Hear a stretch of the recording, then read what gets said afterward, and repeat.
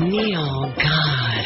Several days ago, I commented briefly on some recent statements that have been made by some members of Congress about Iraq, and it's important to make this point at the outset. The President of the United States purposely misled the American people on pre-war intelligence. American soldiers and Marines serving in Iraq go out every day into some of the most dangerous and unpredictable conditions. These brave Americans were sent into battle for a deliberate falsehood. Pre-war information was distorted to corrupt the oil for food program. There is no denying that the President lied to the American people. This is revisionism of the most corrupt and shameless variety. It's also something I enjoy. It's one of the reasons I've stayed in the business, and I believe the feeling is probably the same for most of us in public life. The President and his administration hate our country and hate the liberties for which we stand. They dwell in the shadows, have no regard for the laws of warfare, and feel unconstrained by any standard of morality. The President of the United States is dishonest and reprehensible, and none of us should want it any other way. Absolutely. Thank you very much. You're welcome. Well, it's a breath of fresh air, a little refreshing honesty there from Dick. Anyway, somebody faxes this in. Who keeps sending me this Wayne Madsen report? But don't stop. Yeah. Well, I Googled Wayne Madsen. He's an investigative journalist based in Washington, D.C. I see. He says, informed sources in Tallahassee have told WMR, Wayne Madsen report, that fat-ass Governor Jeb Bush was fully aware of ex-Representative Mark Foley's conduct with underage male pages, but sat on the information to protect Foley and another top GOP Florida official, Attorney General Charlie Crist, who is currently running for governor to replace Bush. Today, Bush said, this meaning yesterday, he hadn't previously known about Foley's behavior with the pages before being informed by House Speaker fat-ass Denny Hastert in a letter dated October 1st. Bush said he was dismayed and shocked to learn about Congressman Foley's unacceptable behavior. Oh, my God. However, says Wayne Madsen, according to our Florida sources, the FBI and Justice Department informed the Florida Governor's Office, Attorney General Crist, and the Florida AG Child Protection Cybercrime Unit at least a year ago about Foley's predatory emails and Internet messages. WMR was told that Crist's conflict of interest in the case stems from Crist and Foley's involvement in gay sex parties, some of which took place during 2003 in friendly Coconut Grove. No, I don't believe that for a second. Do I? Yes. No. Well, nobody wants to listen to me. I tried telling them for a long time about. Of course, I didn't know about the emails. But then again, Miss Drudge says, the Eggman says, that it's the kid's fault. Cuckoo-ca-choo. Cuckoo-ca-choo, it's the Eggman with egg on his puss. God, you are such a silly queen, Matt. But anyway, moving right along. Here's some. Let's get that bad news from Iraq right out of the way. And you notice how all this stuff has gotten Iraq off the news and off the everything. What Iraq? First we had that shooting, that Amish deal. And then, of course, we got Mark Foley with all kinds of salacious emails and instant messages. A suicide bomber unleashed a blast in Baghdad fish market yesterday, and two Shiite families were found slain north of the capital as violence across Iraq claimed at least 52. So mark that down for yesterday, 52. Not bad.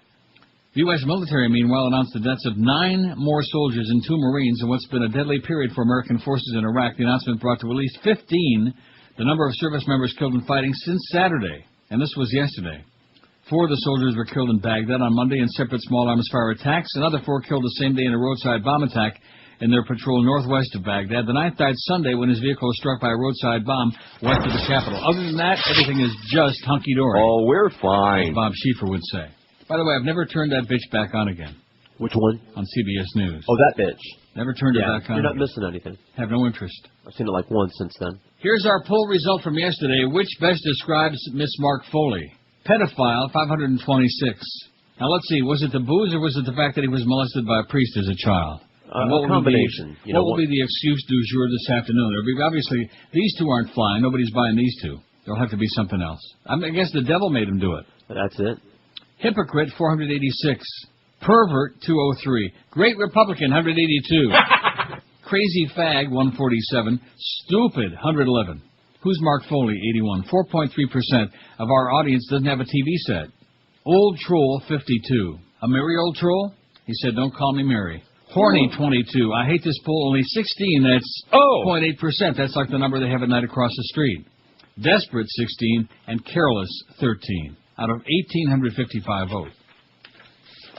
Democrats lead in races for 11 of 15 crucial Republican-held U.S. seats in the House a month before the elections, November 7th.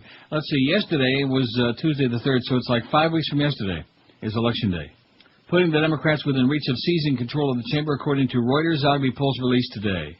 Republican incumbents are in particularly high risk, the polls found, with 7 of 9 trailing their Democratic challengers in the high-stakes battle for control of the U.S. Congress. But Miss Judd, the Eggman will come up with something, you'll see. It'll either be about Catherine Harris, and there'll be something come out. Now, this is a classic example of your hard tax dollars hard at work, or somebody was hard. Former Congressman Mark Foley interrupted a vote on the floor of the House in 2003 to engage in Internet sex with a high school student who had served as a congressional page, according to new Internet instant messages provided to ABC News by former pages. ABC News has now obtained 52 separate instant message exchanges, which former pages say were sent by Foley using the screen name MAF54 to 2 different boys under the age of 18. This message was dated April 2003 at approximately 7 p.m., according to the message timestamp. Now, am I going to read this on here again like yesterday, and you're going to get me on all kinds of trouble? Come on now. Foley, I miss you. Teen, yeah, me too. Foley, we're still voting. You miss me too?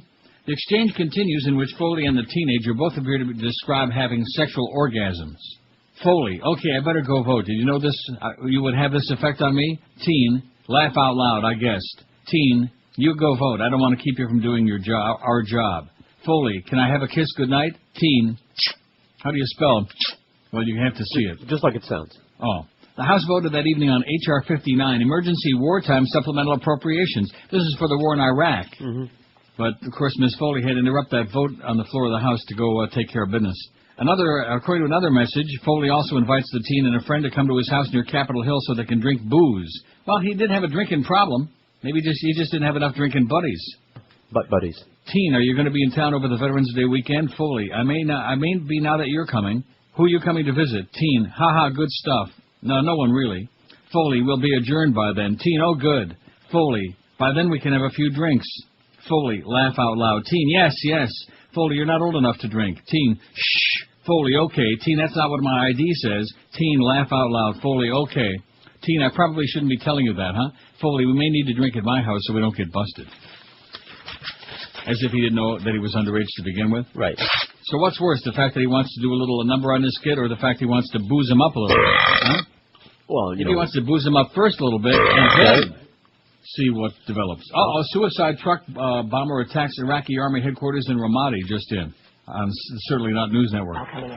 Oh, boy. Carolyn looks so depressed. Speaking of all this hanky-spanky going on, a secret document which sets out a procedure for dealing with child sex abuse scandals within the Catholic Church is examined by BBC's Panorama. Crimen Solicitationis was enforced for 20 years by Cardinal Joseph Ratzinger before he became the Nazi Pope. Crimen Solicitationis. It instructs bishops on how to deal with allegations of child abuse against priests and has been seen by few outsiders. Critics say the document's been used to evade prosecution for sex crimes. Crimen, and of course your buddy William Donahue was on one of the talking heads the other day, and his teeth were just, I thought his teeth were going to pop out of his mouth. He was just puking and spitting blood. It was written in 1962 in Latin and given to Catholic bishops worldwide who are ordered to keep it locked away in the church safe. It instructs them how to deal with priests who solicit sex from the confessional. It also deals with any obscene external act with youths of either sex. It imposes an oath of secrecy on the child victim, the priest dealing with the allegation, and any witnesses. Breaking that oath means excommunication from the Catholic Church. Reporting for Panorama, Colm O'Gorman finds 7 priests with child abuse allegations made against them living in and around Vatican City. One of the priests, Father Joseph Henn, has been indicted on 13 molestation charges brought by a grand jury in the USA. During filming for sex crimes in the Vatican, Colm finds Father Helm is fighting extradition orders from inside the headquarters of this religious order in the Vatican.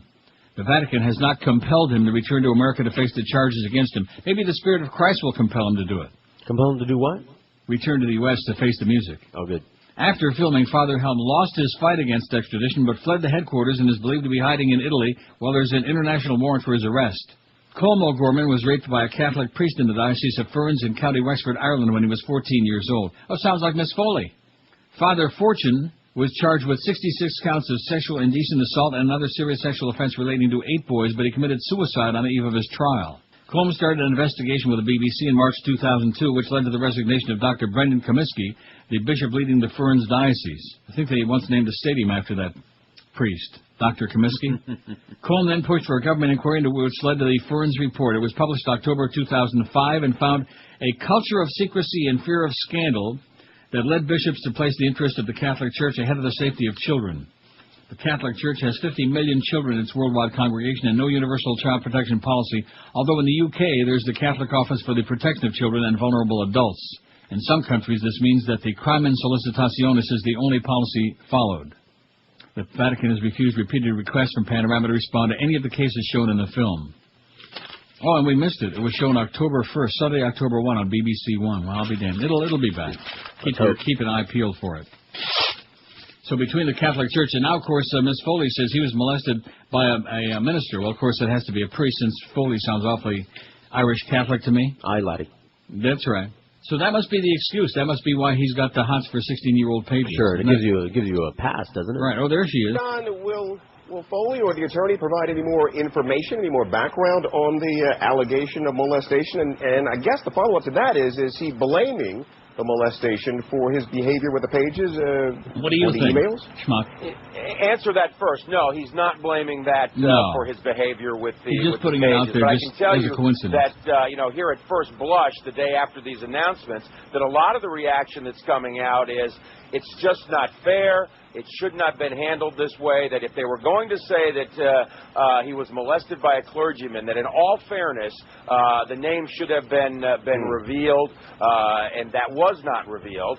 And Mr. Roth said that he had hoped that Mark Foley would, in 30 days or so, himself address that right here again, address that issue and shed more light on it. But there were no. Well, let's see. The drinking thing that didn't work, and now the molestation by the priest. I don't think that's working too well. So what do you think it's going to be today? Possessed by the devil. The devil made him do it. That always works. The biggest names, the best talent. This is Neil Rogers, Sports Radio 560 QAM. Want a lollipop, little boy? Straight off, Foley's a ho-ho. Absolutely. Another fine Republican, moralist queer ho. You fairy. Raymond Neocon had to resign, yeah. Was it worth your career in the Christian blood? Did it feel that right? Austin,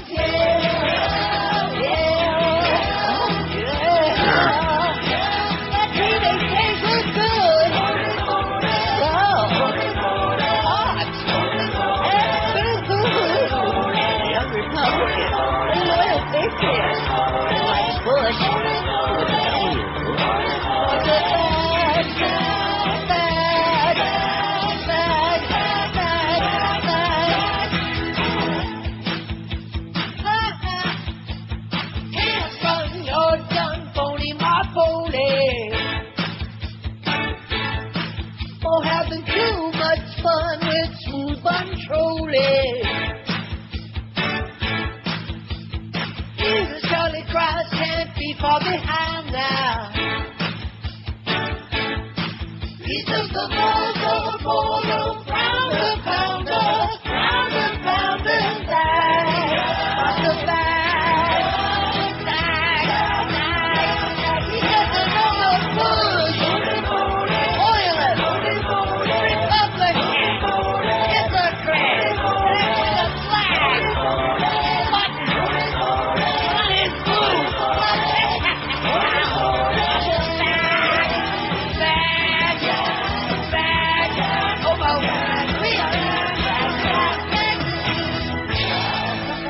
Yeah, Miss Fudge, the only thing worse than having egg on your face would be having two of them, I guess. Or better.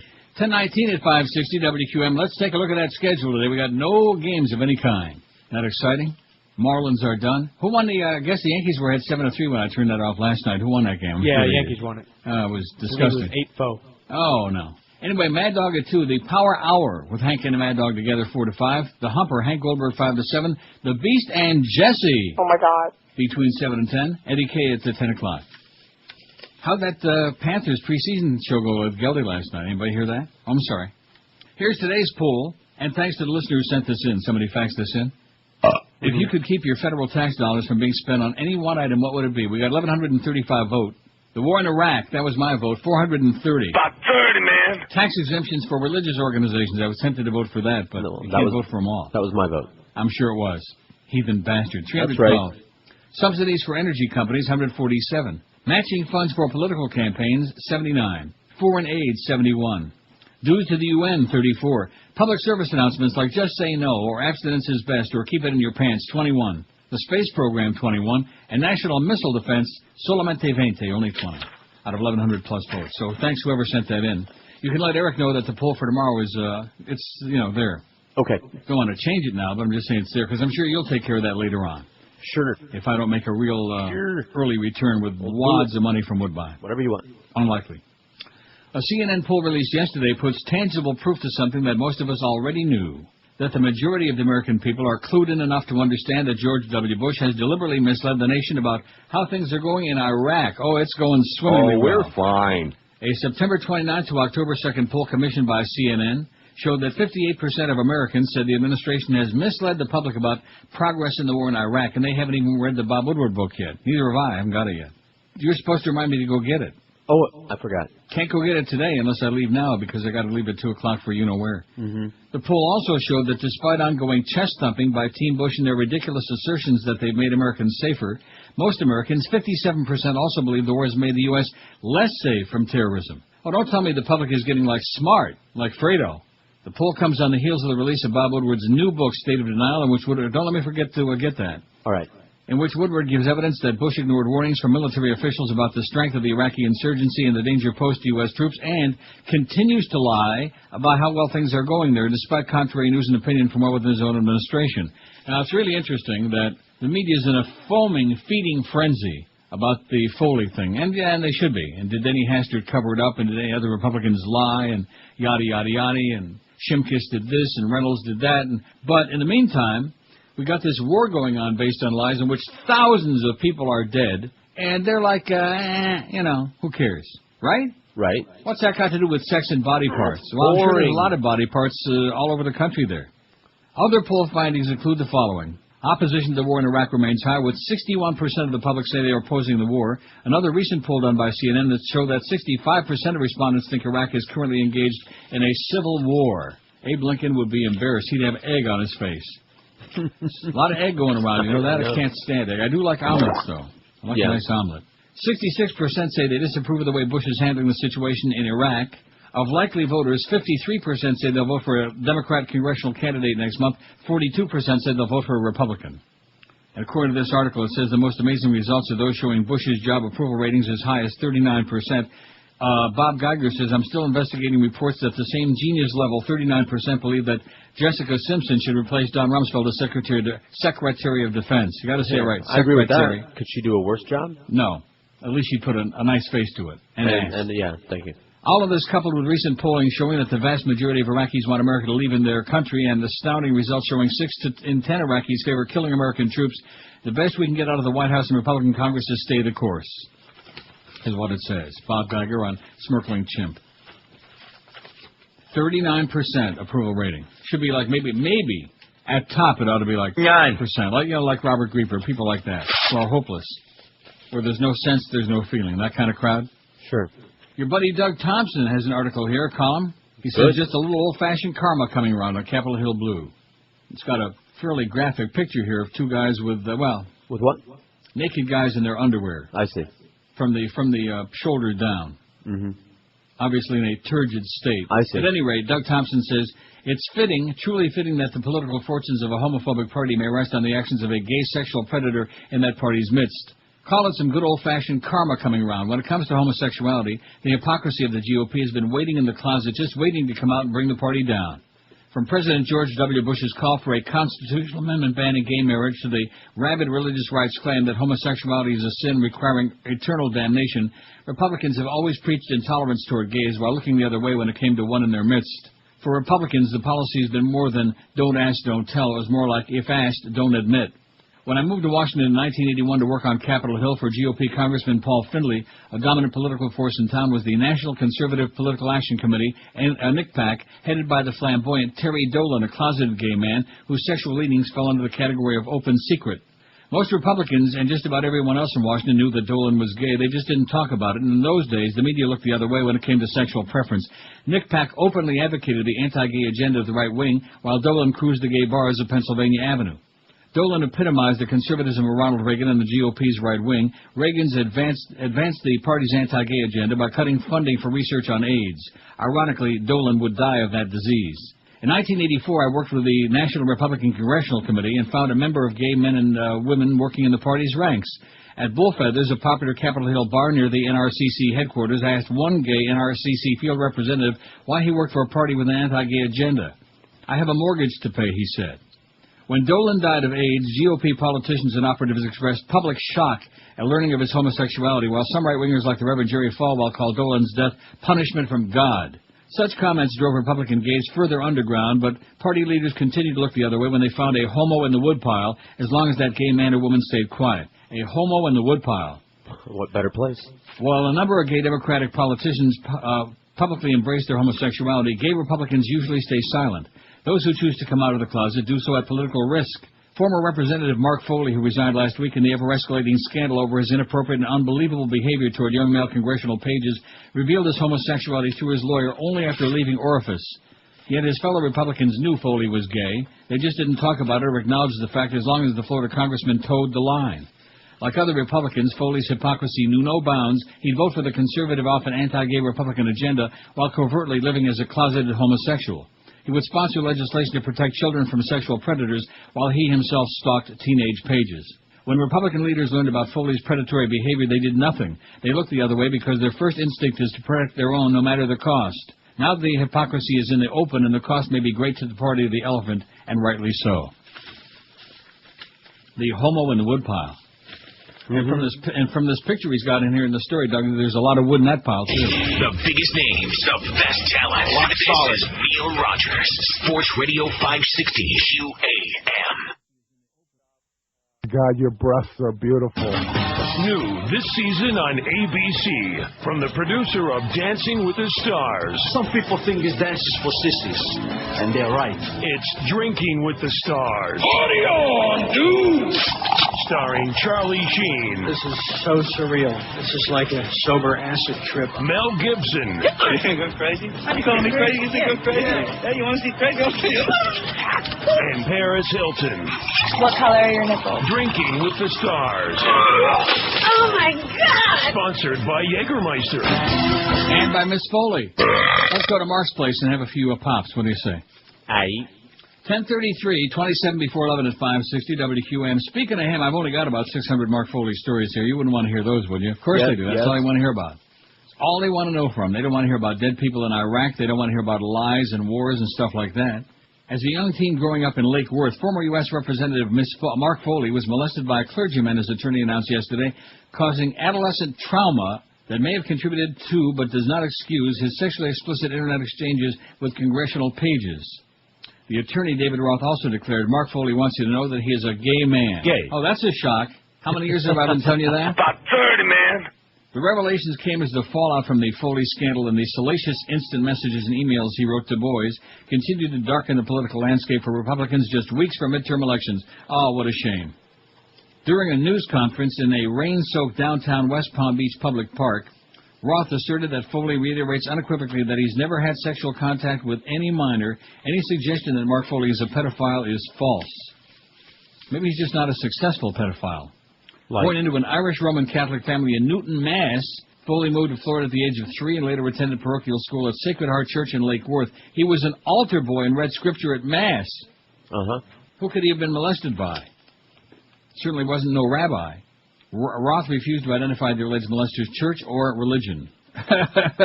Like that's a tough one, the religion. Alexis Walkenstein, a spokesman for the Palm Beach Diocese, said, it would be inappropriate for me to comment at this point based on their vague allegations and mere speculation. Oh, Sean is sending some new polls. Thank God for that. Thank you, Sean. He also has a note on here. Did I catch the story the other day about how the Al-Qaeda leadership had written a letter to Abu Musab al-Zarqawi telling him to cut the crap with attacks inside Jordan and other acts which might might alienate Muslims.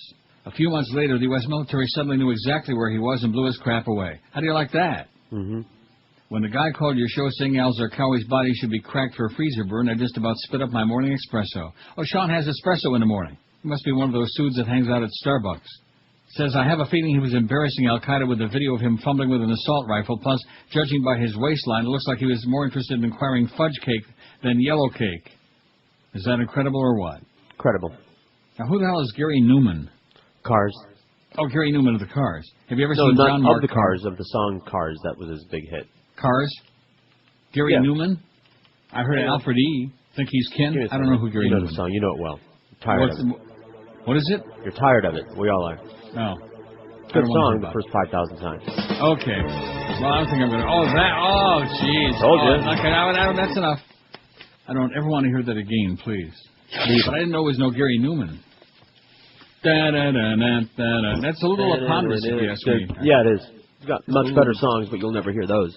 No. Oh, there's Miss Foley. Time that there were these red flags that... Red flags.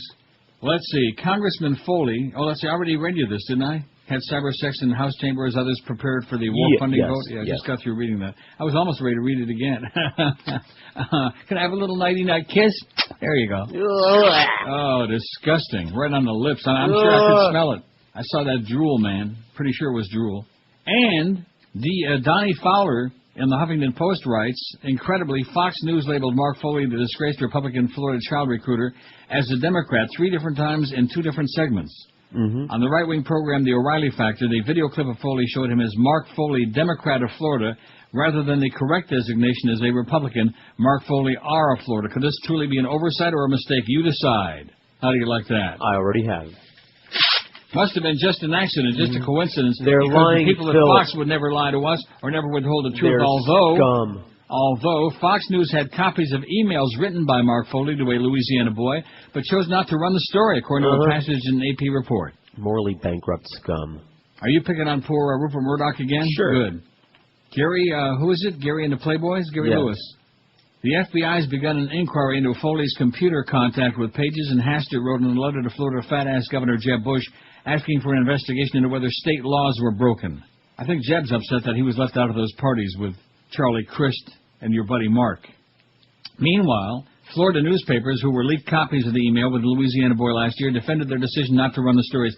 Both the unctuous Miami Herald and the St. Pete Times were given copies of the emails, as were other news organizations, including Fox News, the Nazi news network. Our decision at the time was that because the language was not sexually explicit and was subject to interpretation from innocuous to sick, as the page characterized it, to be cautious, said that little twerp Tom Fiedler, executive editor of the Herald. Right. Given the potentially devastating impact that a false suggestion of pedophilia could have on anyone, not to mention a congressman known to be gay, and lacking any corroborating information, we choose not to do a story. Didn't stop him on Gary Hart and Donna Rice from chasing his ass around and ruining his presidential ambitions, did it? Oh, back in those days of the yellow trench coat. Didn't stop you then, did it, Tommy? Of course, Gary Hart was a Democrat. Mm-hmm. Not that we know the political leanings of the Herald and you fascists over there at the freaking Miami Herald. Should only croak. Have a great day, Tom. Oh, and look at this. Talk about not learning your lessons real fast. Maybe he's a slow learner, Mark. Maybe it's because he was molested by the preacher man. That must have scarred his brain. Congressman Mark Foley was still using the AOL screen name, now associated with attempts to solicit underage boys, according to Ross Story. As recently as 10:50 yesterday morning, users of AOL Instant Messaging were surprised to find Foley signed briefly onto the chat service using the screen name MAF54. And there's a picture of the screen here. MAF54 is just signed off. The login was used in now public emails and instant messages with underage boys. And, of course, the Eggman says they were the ones that were coming on to Ms. Foley. They're the ones. That's right. Those Beastie Boys. Foley signed on only briefly yesterday, but has reportedly continued to use the screen name occasionally as the scandal surrounding it unfolds publicly. Blog Active has taken a screen capture of Foley's online status this morning, available here, it says, and there's a picture of it right there on Raw Story. Pretty raw, I guess. And the Eggman knows, man. I think the Eggman is jealous is what it's all about. Wouldn't you think? I imagine. I bet he's had a page or two in his time. I'm not talking about congressional pages. I heard he was a real page turner. Uh-huh. More like Lana Turner. 1,213 votes. If you could keep your federal tax dollars from being spent on any one of these, which would it be? The war in Iraq, 458. A bloodbath. Lunacy. Tax exemptions for religious organizations, 338. Subsidizing those Getchkis. Subsidies for energy companies, 157. Matching funds for political campaigns, 83. Foreign aid, 75. Dues to the UN, 40. National missile defense, 22. Public service announcements like just say no to Nancy Reagan, 21. And the space program, again, only 21. The biggest names of best talent. This is Neil Rogers, Sports Radio 560 AM. A stench of cow manure hovers over this performance by the Dolphins.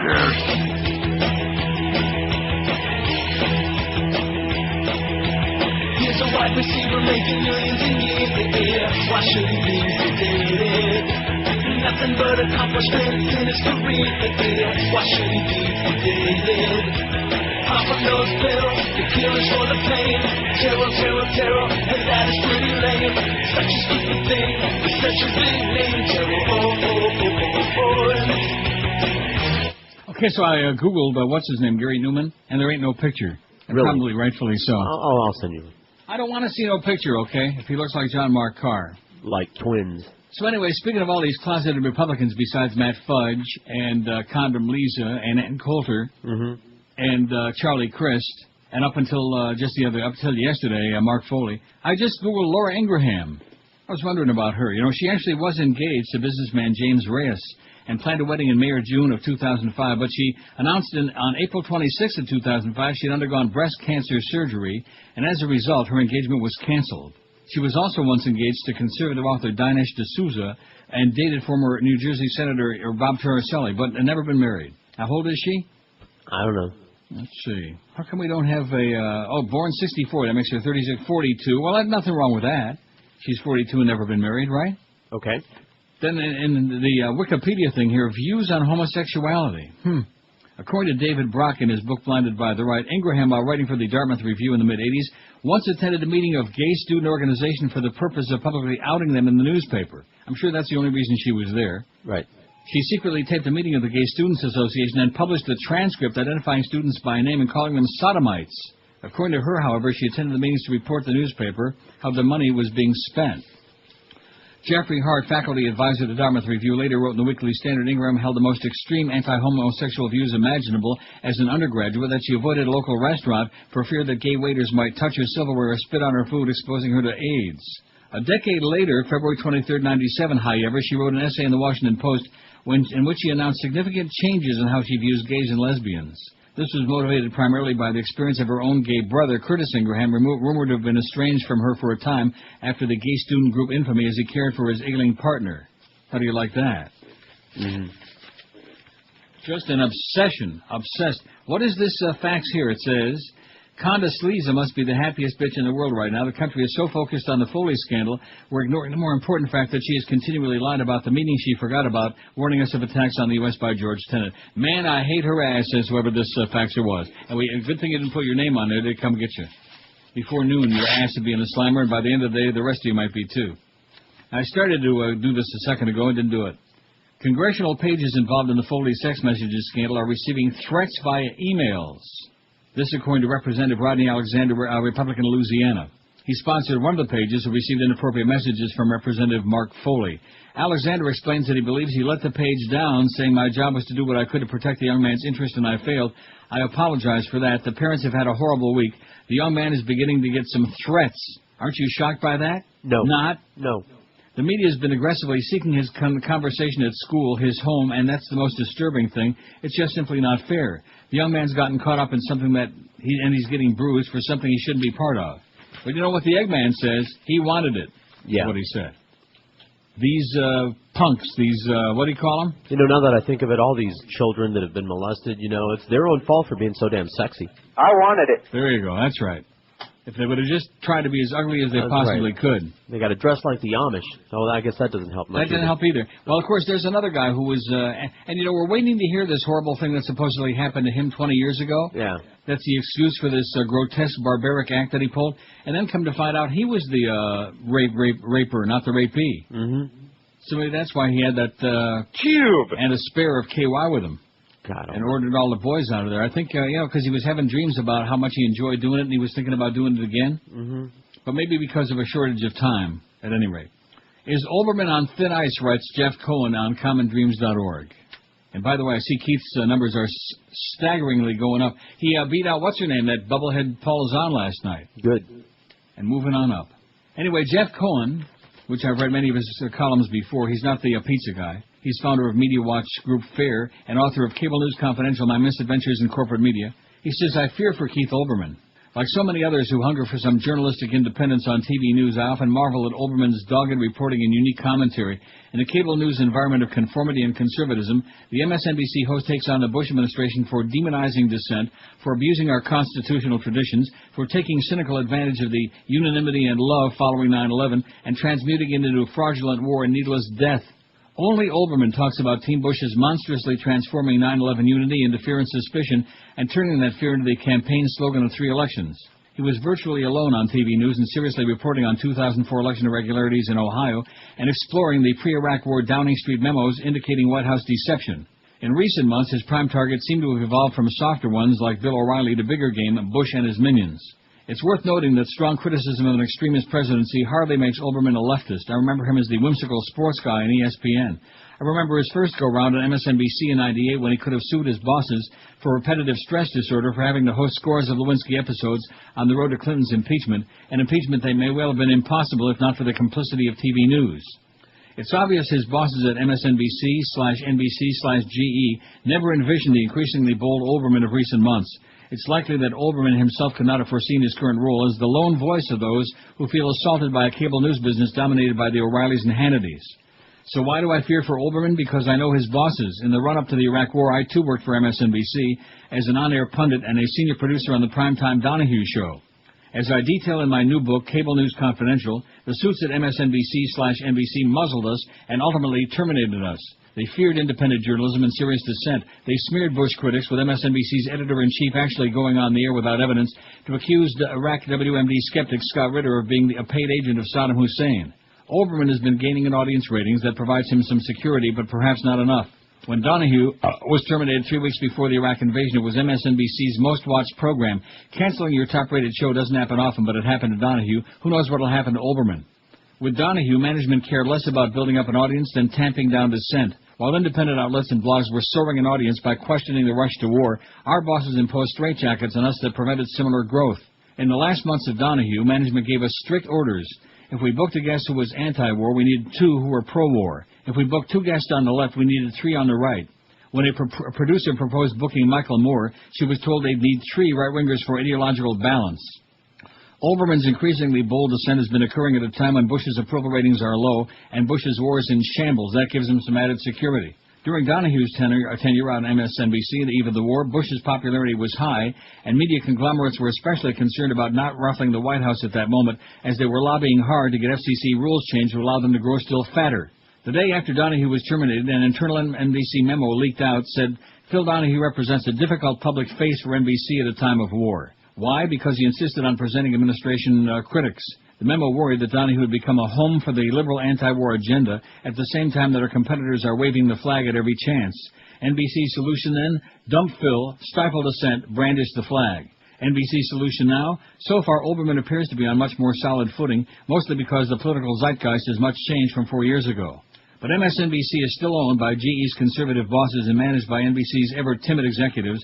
Olbermann knows this reality as well as anyone. 6 months ago on C-SPAN, while expressing confidence that good ratings would keep them at bay, he remarked, There are people I know in the hierarchy of NBC, the company, and GE, the company, who don't like to see the current presidential administration criticized at all. I'm pulling for Olbermann. I'm one of the multitudes who find his commentaries online, perhaps more see them on the web than on TV, and forward them far and wide. But with each new broadside against the Bush administration, I fear for his future. His best security is us, an active citizenry. It's media activism, organized heavily on the net. It's media watch groups like FAIR and the Media Matters for America. It's the movement that resisted the FCC changes in 2003, challenged Sinclair broadcast propaganda before the 2004 election, and recently exposed the 9/11 hijacking of ABC by right-wing Clinton bashers. In the epilogue of Cable News Confidential, I lauded this movement. My only regret was that such a potent movement hadn't coalesced by 2002 to flex its muscles against MSNBC brass in defense of an unfettered Donahue.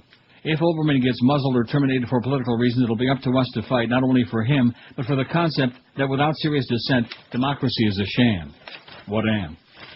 Uh-oh, there's your buddy Tony Blair. That was always saw him. What the hell's he babbling about? Something about the IRA said this and the IRA said that. Why doesn't he just go away already? He keeps threatening to go away. He just doesn't want to do it, you know? Do it quickly. Kind of like Greg Reed, you know? He keeps threatening to leave, but the door keeps bumping him on the hip before it hits his ass. I was thinking about Greg Reed this morning, you know, about this whole, well, in line with that Mark Foley business. Anyway, how many votes we got on the poll? 1260, baby, 1260.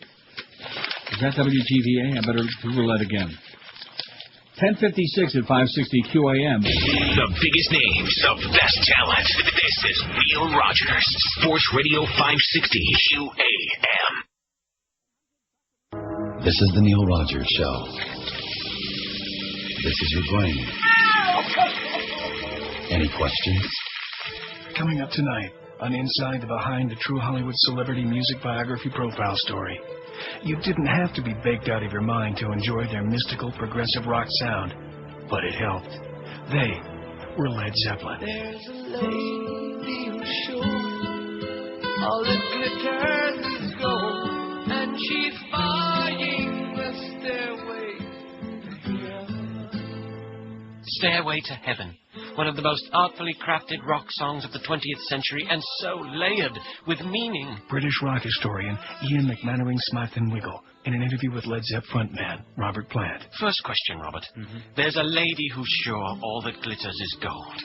And then later, if the stores are all closed, with a word she can get what she came for. It's brilliant. What does it mean? Excuse me. Not really sure. I think actually I was getting me knob polished by back at the singing recording booth at the time, if I recollect. Yeah. Getting your knob polished. Amazing. Oh, and that classic line, if there's a bustle in your hedgerow, a bustle in your hedgerow. What does it mean? Yeah. Yeah, you know something.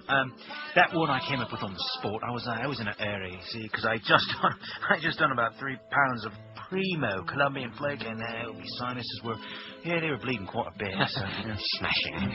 But the passage I find so personally rewarding, there are 2 paths you can go by, but in the long run, there's still time to change the road you're on. Oh, yeah, right. Yeah, that one. Oh, that one, yeah. Well, Jimmy Page had just finished with this one bird, and he had his thing out, and so I thought, hey, first time for everything, right? And I bent over, and he came up behind me. I've got to dash. Must puke me guts out now. Led Zeppelin. They had a lot more fun than you did, listening to their music on your lazy, baked ass. It's a big, juicy, soppy wet like a show business. Tonight, on Inside the Behind. Well, what's that got to do with Gary Newman? That's the obvious question. Oh, you got that picture? No, I did not. Oh, you sent me a picture of Gary Newman? I sure did. Or John My Car. Take your pick. No, thanks. More bad news from Iraq. More bad news. Why don't you ever read any of the start good bringing news? us the good news. I know. I'm way ahead of you. There isn't any. A triple bombing targeting Iraq's Ministry of Industry employees killed at least 12 people, wounded 70 others today in a mainly Christian neighborhood of Baghdad, police said. 2 bombs targeted ministry guards. Another bomb targeted a ministry convoy, according to a Baghdad emergency police official. Things are going incredibly well. But why should we care about that when we got Mark Foley to worry about, huh? We got bigger fish to fry. We got a lot of egg on our face. We got a lot of pages to turn over. 2 years after lending star power to George W. Bush's re-election campaign, Arnold has distanced himself from the U.S. president ahead of the upcoming elections. The Hollywood actor turned Republican politician is a strong favorite to win November's gubernatorial race in Democrat-dominated California, where Bush's approval ratings have slumped to record lows. He's feeling mighty low in California.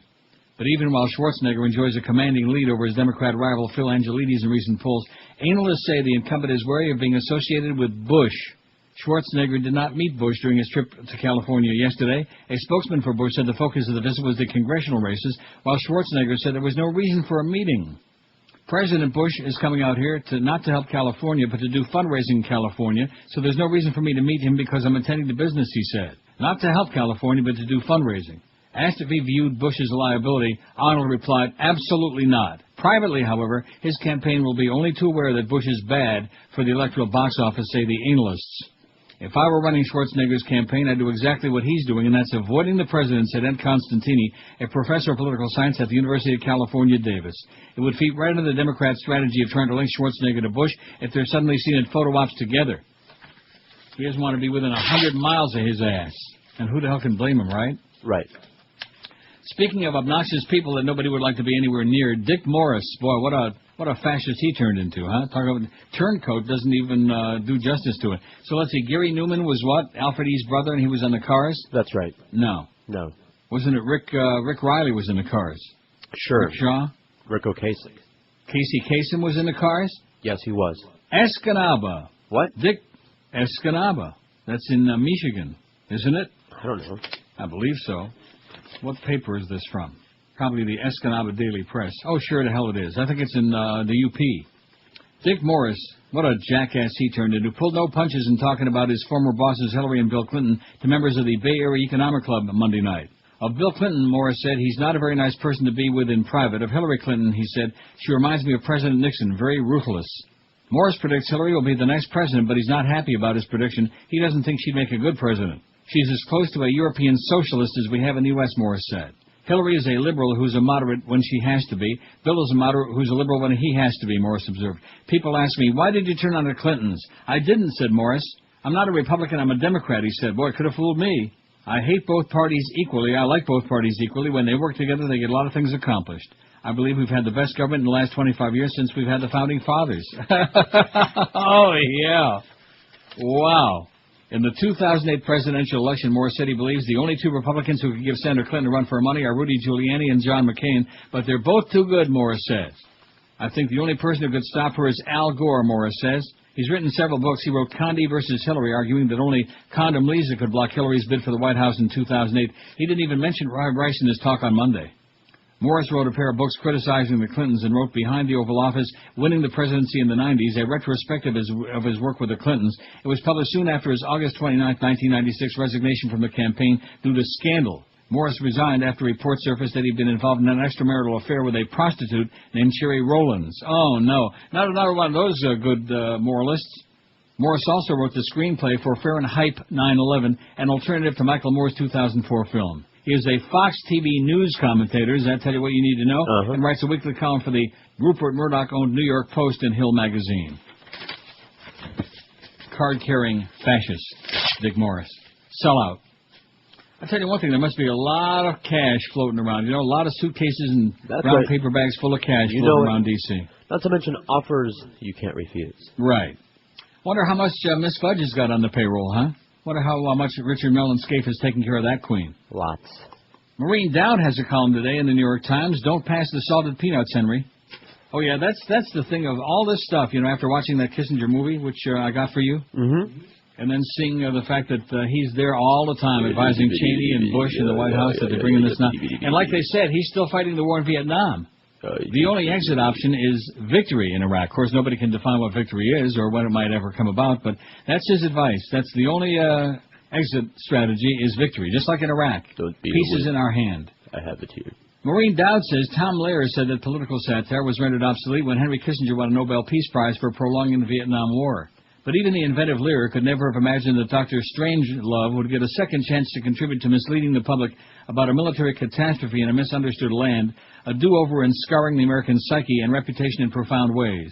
Yet as Bob Woodward reveals in State of Denial, the sequel to Bush is a Genius, Mr. Kissinger has been one of the few trusted outside advisors that W has listened to on Iraq. The administration has shaped its policy to hew the 83-year-old unwise man's belief that the only way to beat an insurgency is to stick it out, no matter how many American kids and foreign civilians die, especially if elections are coming up. As the historian Robert Dallek, who's writing a book on Nixon and Kissinger, notes, Kissinger was complicit in using foreign policy to try to save Nixon during Watergate.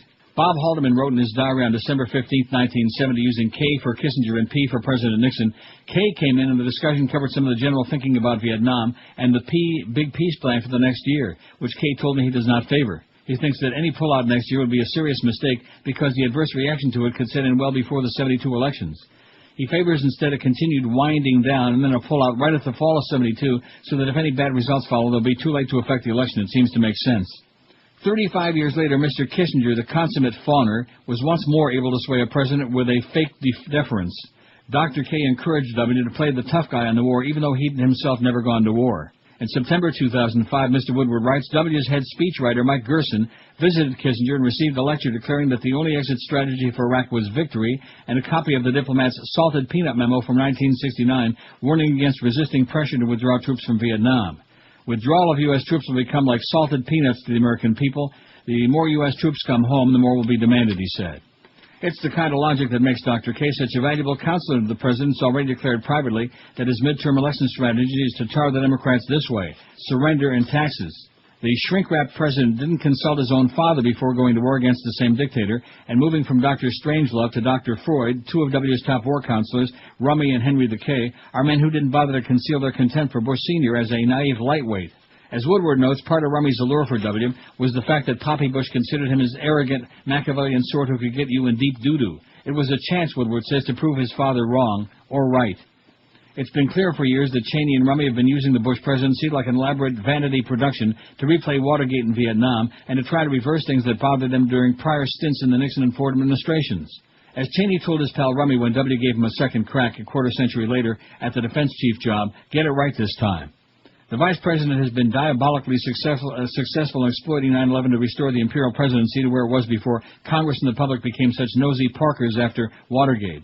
Mr. Cheney and Rummy have been less successful in their attempt to exercise the post-Vietnam American skittishness about using force. Their abysmal misadventure in Iraq has only reinforced it. Kissinger's reasoning for favoring war in Iraq had none of the idealistic gloss about democracy that the president came up with later.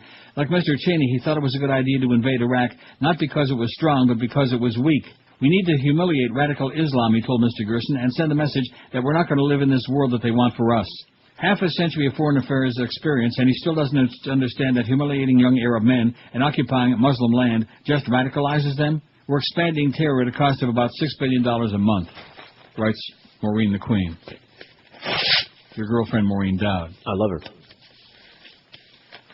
Oh, look at that. Weekend poll showed Mahoney with a slight lead in Florida in Foley's congressional district. It's only a 3-point lead. McGrone told me yesterday that he's actually buoyed by that, says that's actually a good sign. Think they can make up some ground. But yeah, they can make up some stories is what they can make up. Mm-hmm. Like, the devil made him do it, and it was that molestation by the priest as a child. And, of course, the booze will make you do almost anything. Sure, and that Mahoney, I hear he's gay.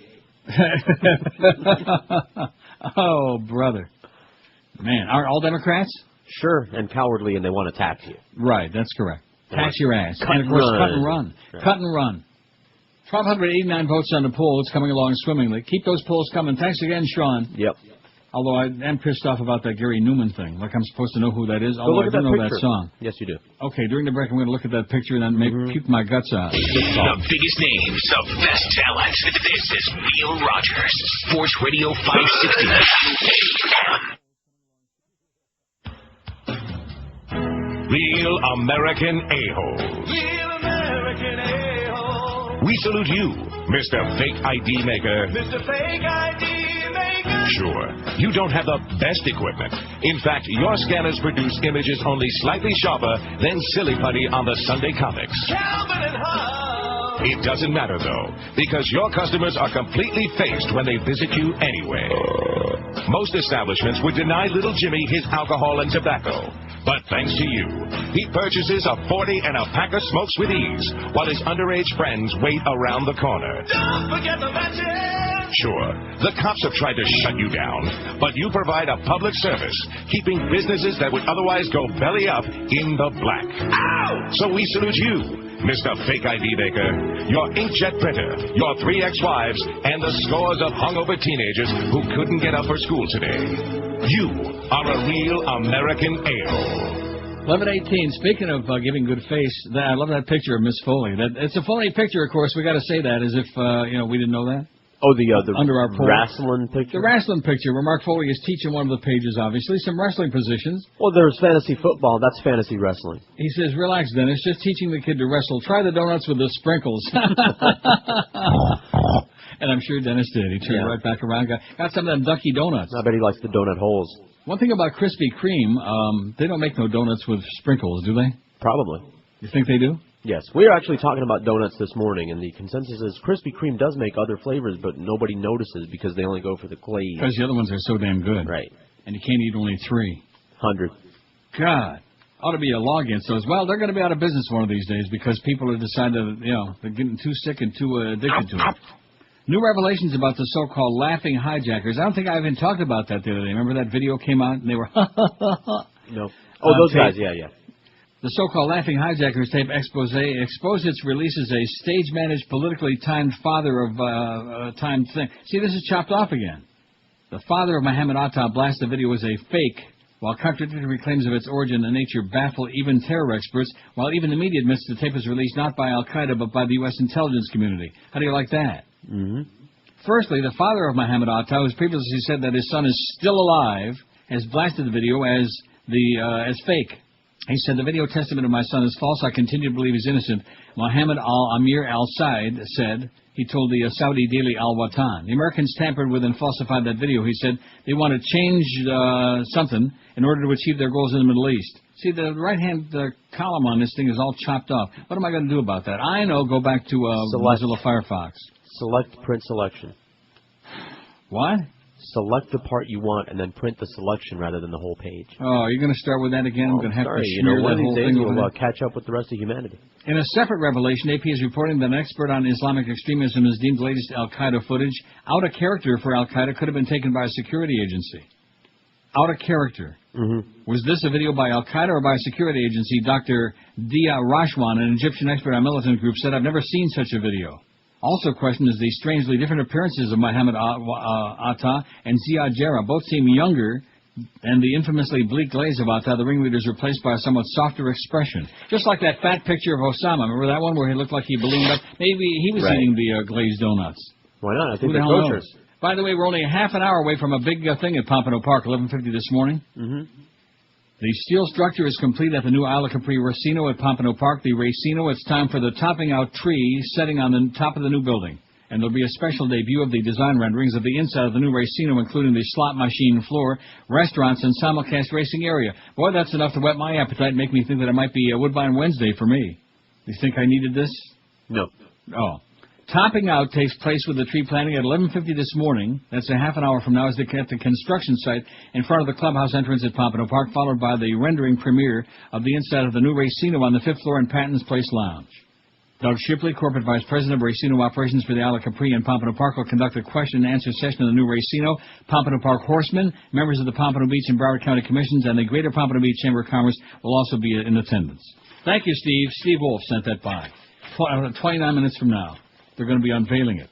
Did you also see that it was pitched for a new Marlins team? I got that right here in my pile, man. Would you relax? Sorry. Jesus, God, are you impatient? I got it in my hand right now. Guess how many times Isn't that what Mark Foley said? While the Congress was supposed to be voting on whether we're going to provide money to invade Iraq? Yeah. By the way, we've gotten that story faxed to us 3 times already today. What's that? All the Pompano stories. I wish people would realize that you're on top of these things. Don't you understand that if anybody knows what's going on at Pompano Park, Bruce Ranger knows. Don't you understand that? And Kelly the Schlepp.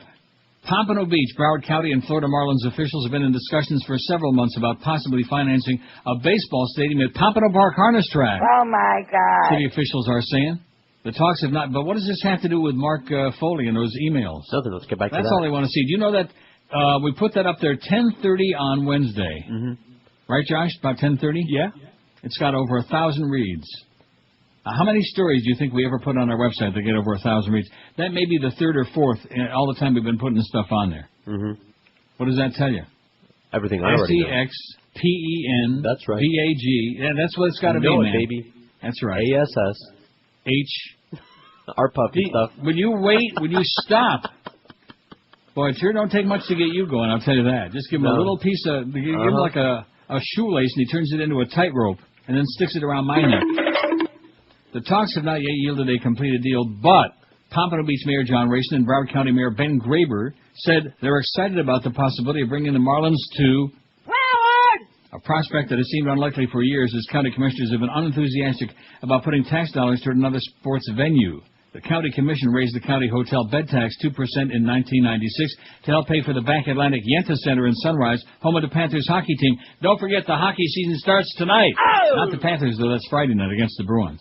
And Geldy and Silly Ass Red Deer Randy will have the game for you right here on QM on Friday. And we're pretty proud and pleased about that. One of the leading, what did the press release say yesterday? One of the leading broadcast teams in all of hockey. Isn't that what it said? conversation that we had about defense was... Is that we don't have any. There's Paul Maurice, the new coach of your Toronto Maple Leafs. Aren't you excited about that? No. No, I knew you wouldn't. What? Hockey talk, baby. Get some of Hockey those talk. hockey shows going, baby. Hockey season starts tonight. Hockey night in Toronto. Both mayors called the discussions about the stadium complex and wouldn't disclose any of the financing deals. Yeah, who's going to pay for it? There are possibilities, said Racing, who has toured the track with representatives of the Marlins and the track's owner, Isla Capri.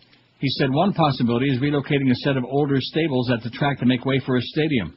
I'm hopeful we can make progress, Racing said. I'd love to keep the Marlins in South Florida. I think it's fantastic if they're able to get a stadium built. Yeah, because there's so much interest and they just fired the manager for doing too good of a job. Graber, who wouldn't discuss the location of the stadium, said he hoped to be able to announce the deal before he leaves office on November 7th. Maybe this could be an October surprise. A new stadium for the Marlins at Pompano Park. Oh! And maybe Wally Hennessy can pitch for the Marlins. What do you think? Or maybe Donald Brainerd. We are very close to perhaps putting an offer together that may be presented to the county commission. We're still about 2 weeks away from finalizing it, Graber said. It's a complex deal that doesn't depend on one entity greatly. It's a fair deal. The Marlins declined comment. They were too busy firing Joe Girardi and announcing their new manager, whose name ends in a Z. Who is the new manager? Freddie Gonzalez. Oh, ends in a Z. The team is in discussions with Dade County and the city of Hialeah about financing a ballpark in western Hialeah. Oh, God. Major League Baseball has contracts to purchase land south of Miami Arena and been in discussions with the city of Miami and business dealers about locating a stadium in downtown Miami. No deal's been reached in either location.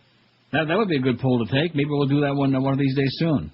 Okay. Like, where should the Marlins build a new stadium? Hialeah, downtown Miami, or Tennessee. Pompano Park, or like in Vermont would be good, Montpelier. Yeah, sure. It's not certain a deal can be reached in Broward either. Pompano Park is financing and building that $140 million two-story building to house 1,500 slot machines, restaurants, and bars, and is in the midst of a $10 million grandstand renovation. And the unveiling of that racino, or at least the rendering of it, is coming up in 24 minutes at 11:50. Stephen Wolf, the track's senior director of racing operations, said he's unaware of any talks with the Marlins and wasn't sure where a stadium might be located on the track's 223 acres. Pompano Beach Vice Mayor George Brummer, whose district includes the track, also isn't sure and doesn't think the public would support the project, which he says would bring even more traffic congestion along Atlantic Boulevard and Powerline Road. I don't think it's practical, he said. Maybe we could drop all the fans in by helicopter. How many helicopters would it take to drop all the Marlin fans in? About 30, man. Yeah, that's right. If there were like 10 people in each one, that's 300. Sure. Major League Baseball President Bob Dupuy said he has not been presented with any proposals beyond a Hialeah Miami plan, and that any plan near a gambling venue that might be used for gambling revenue or financing would need to be closely reviewed. Oh, that's for sure. We don't want people going over there to the baseball game and then sticking their money in the machine, you know? Mm-hmm. Like Billy and Reva there in Vegas. Boy, that show's got to go off the air. It just makes me want to puke. 27 past 11 at Q.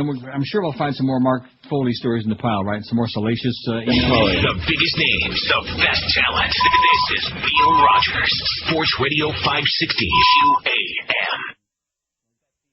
Rogers. All right. Never washed his hair or seemed to have a care, Cobain. His name was Kurt, now he's pushing up dirt, Cobain. Wiping drool from his chin, doing heroin, Cobain. Nirvana was hot, and now it's Kurt they ain't got, Cobain. He got high, said goodbye, then he died, Cobain.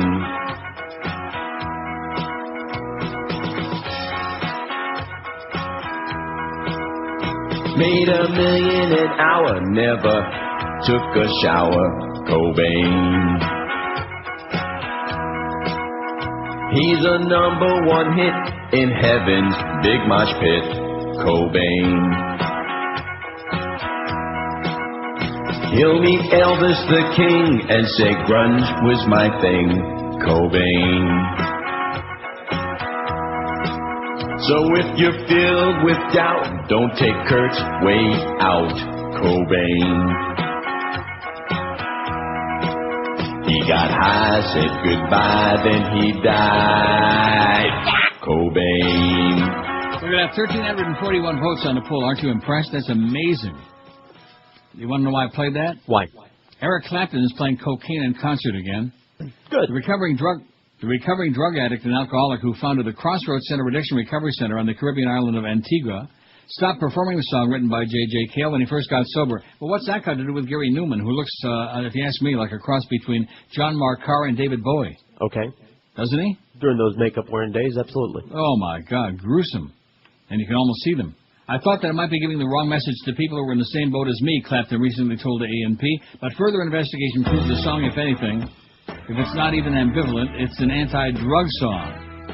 And so I thought that it might be a better way to do it, approach it from a more positive point of view.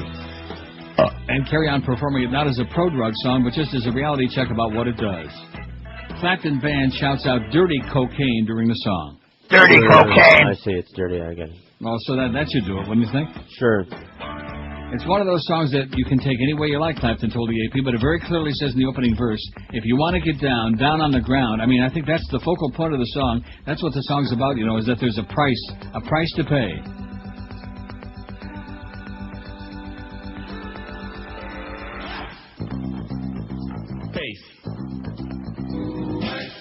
Clapton also said he missed playing cocaine with his signature guitar riff just purely from a musical point of view. Sure. Clapton, 61, is on the North American leg of his world tour. His duet CD with Cale, the Road to Escondido, is scheduled for release on Election Day, November 7th, which I'm sure is just a coincidence, wouldn't you think? I imagine it is. Two can play your game. All right, here you go. Heartless bastard. This is where Disconnecting. This is where Neil loses contact with the audience in the outside world. You weren't bad. If you had kids of your own. While your window is open, or run down the hall. I'm dying over here. While your window is open, I'm out on tour. Singing cocaine, no less. Right. But I feel secure, 'cause your temp will watch while your window's open.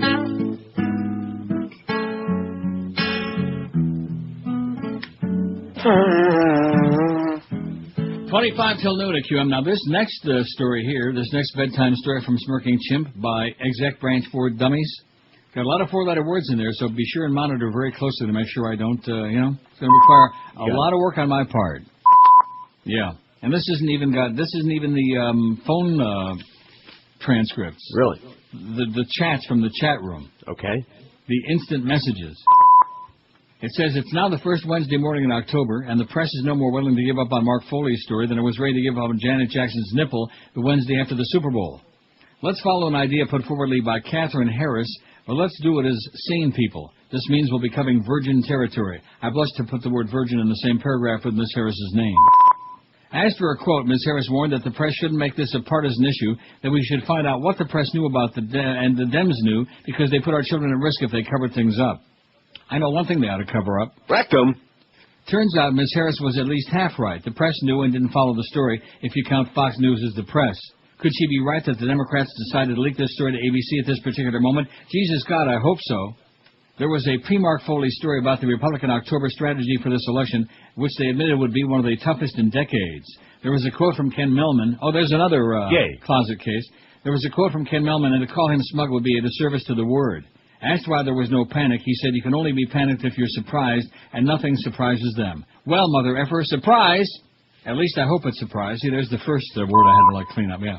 The conservative fog machine is in full CYA, cover your ass mode. The excuses Tony Snow and other paid shows are coming up with are nothing less than batshit crazy.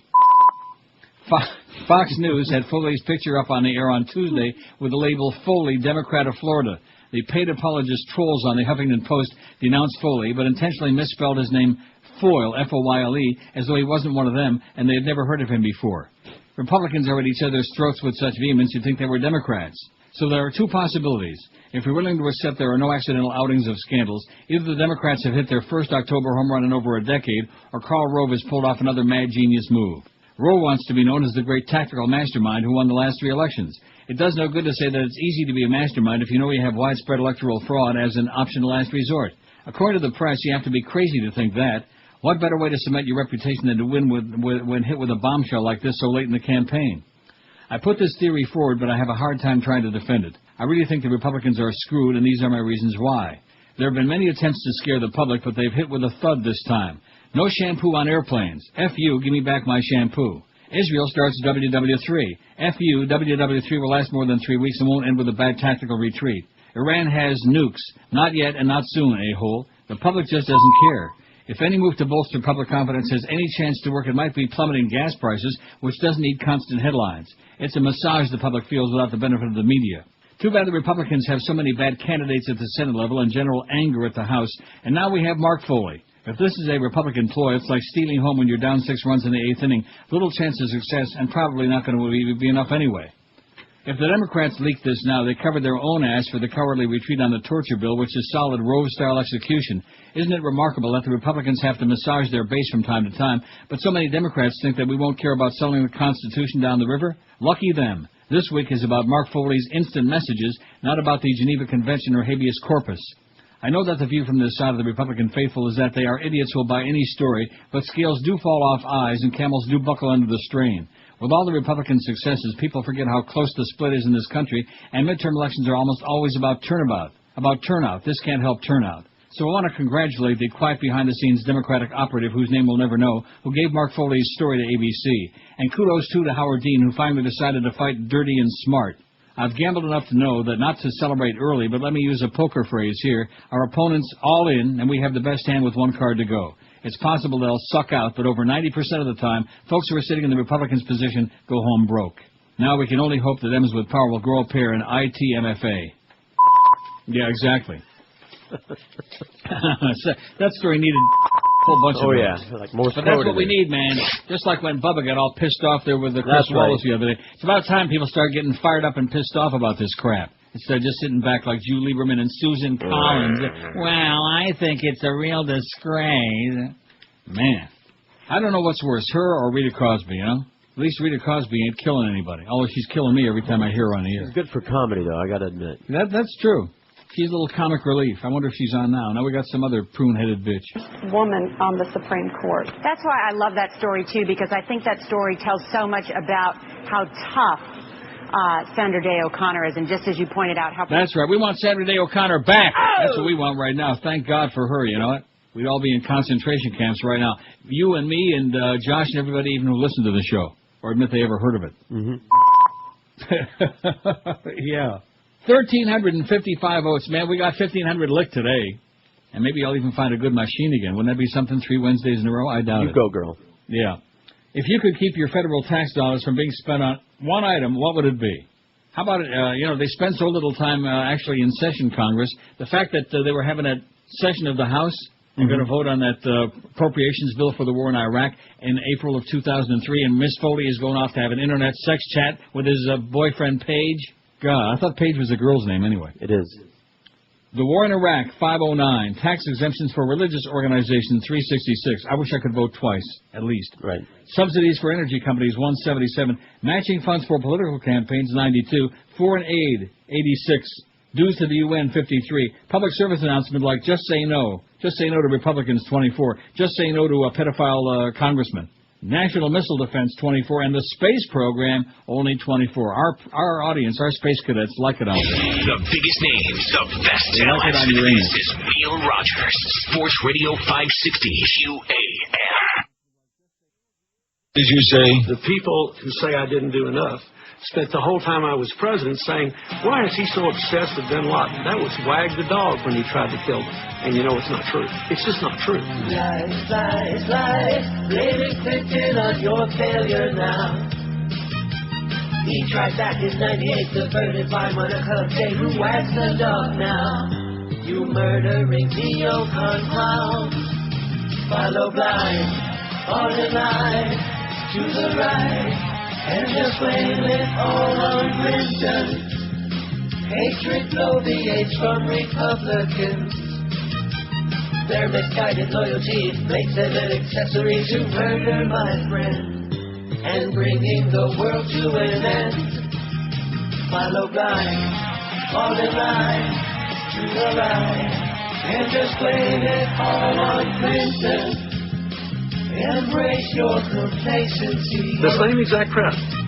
Americans don't want to read, brainwashed by news that they don't need soccer moms and SUVs. Crop their heads to like 103, and they lie and confuse with subterfuge as they blame it all on Clinton.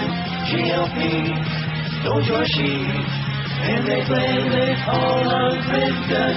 They divert, fabricate, and they blame it all on Clinton. Waterboard, make them drown, and America's shirts turn brown. The same exact crap. Exactly. 11:48, 12 minutes before noon at 560 WQAM.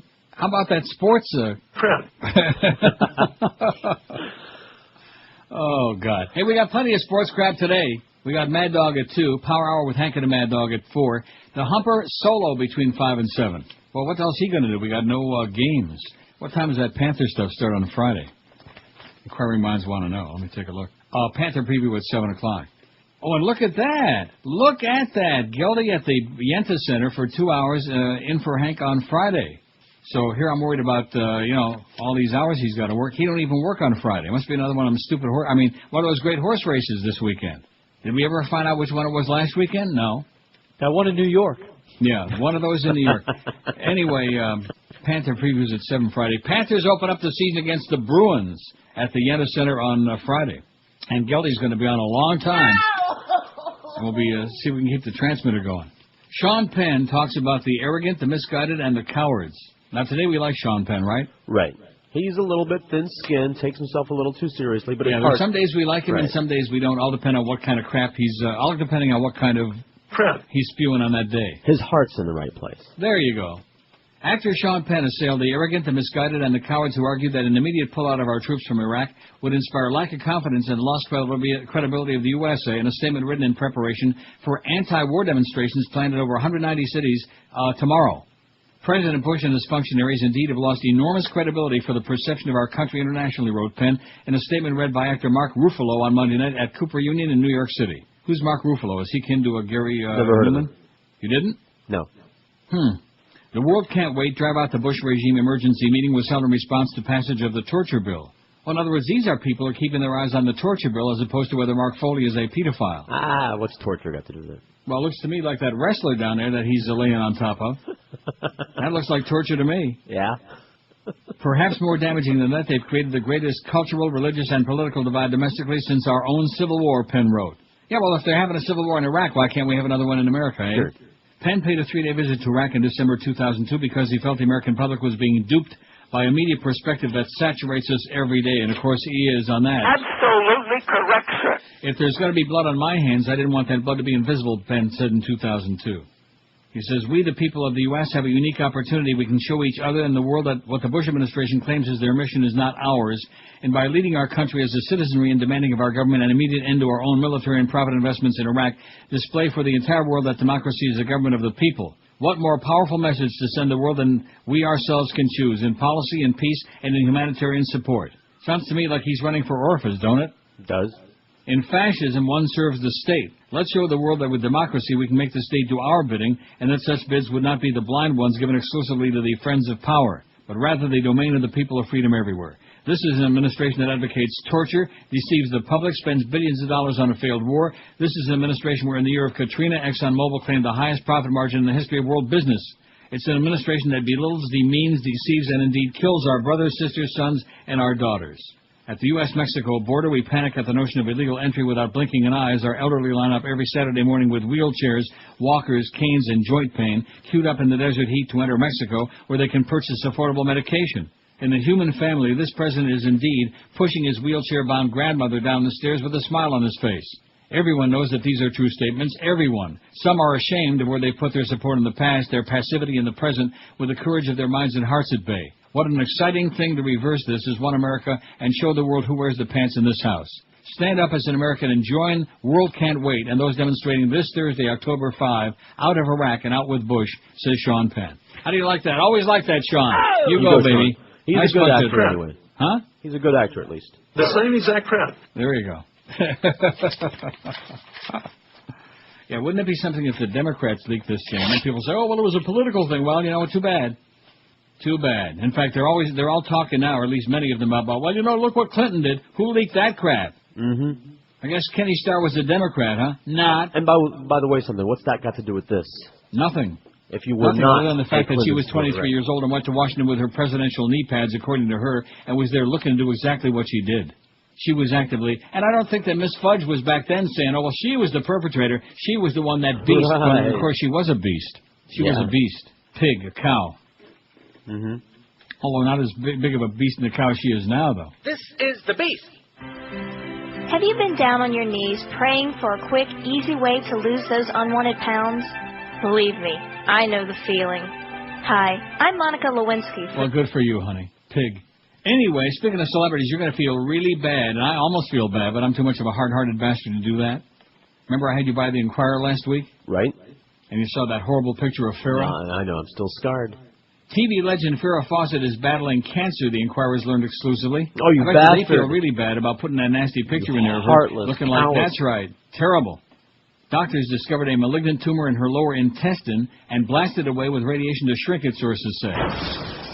After surgery to remove the deadly cancer, the 59-year-old former Charlie's Angel star faces chemo and more grueling radiation treatments.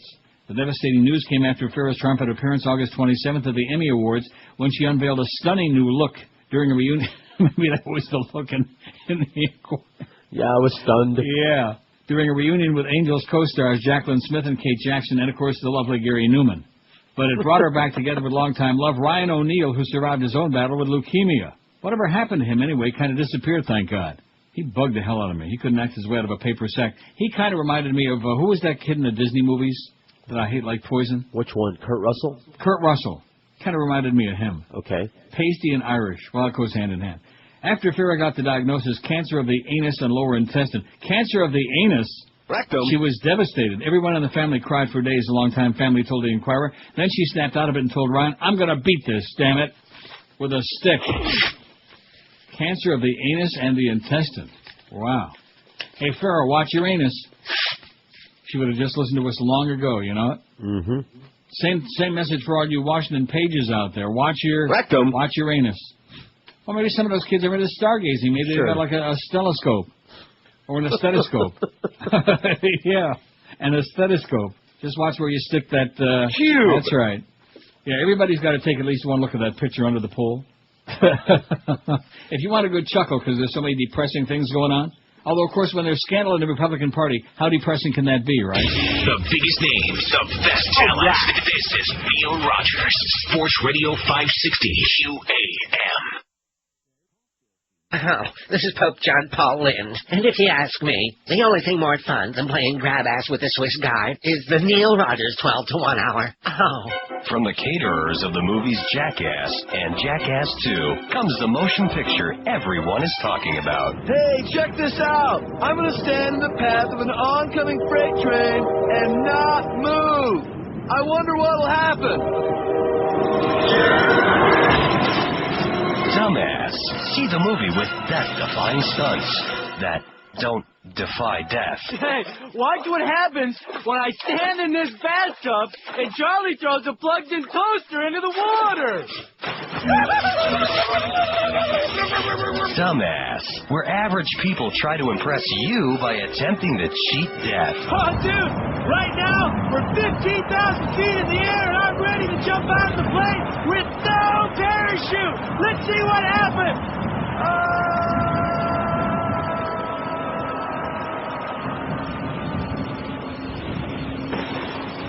The dumbest 1.5 hours you'll ever spend in the theater. It's just so damn dumb. Yeah. Dumbass. Everyone was harmed in the making of this movie. A lot of dumb kids out there. How do you think there get to be so many dumb adults? Hey, now. Something to think about. I heard that movie was good. What, Dumbass? Yes.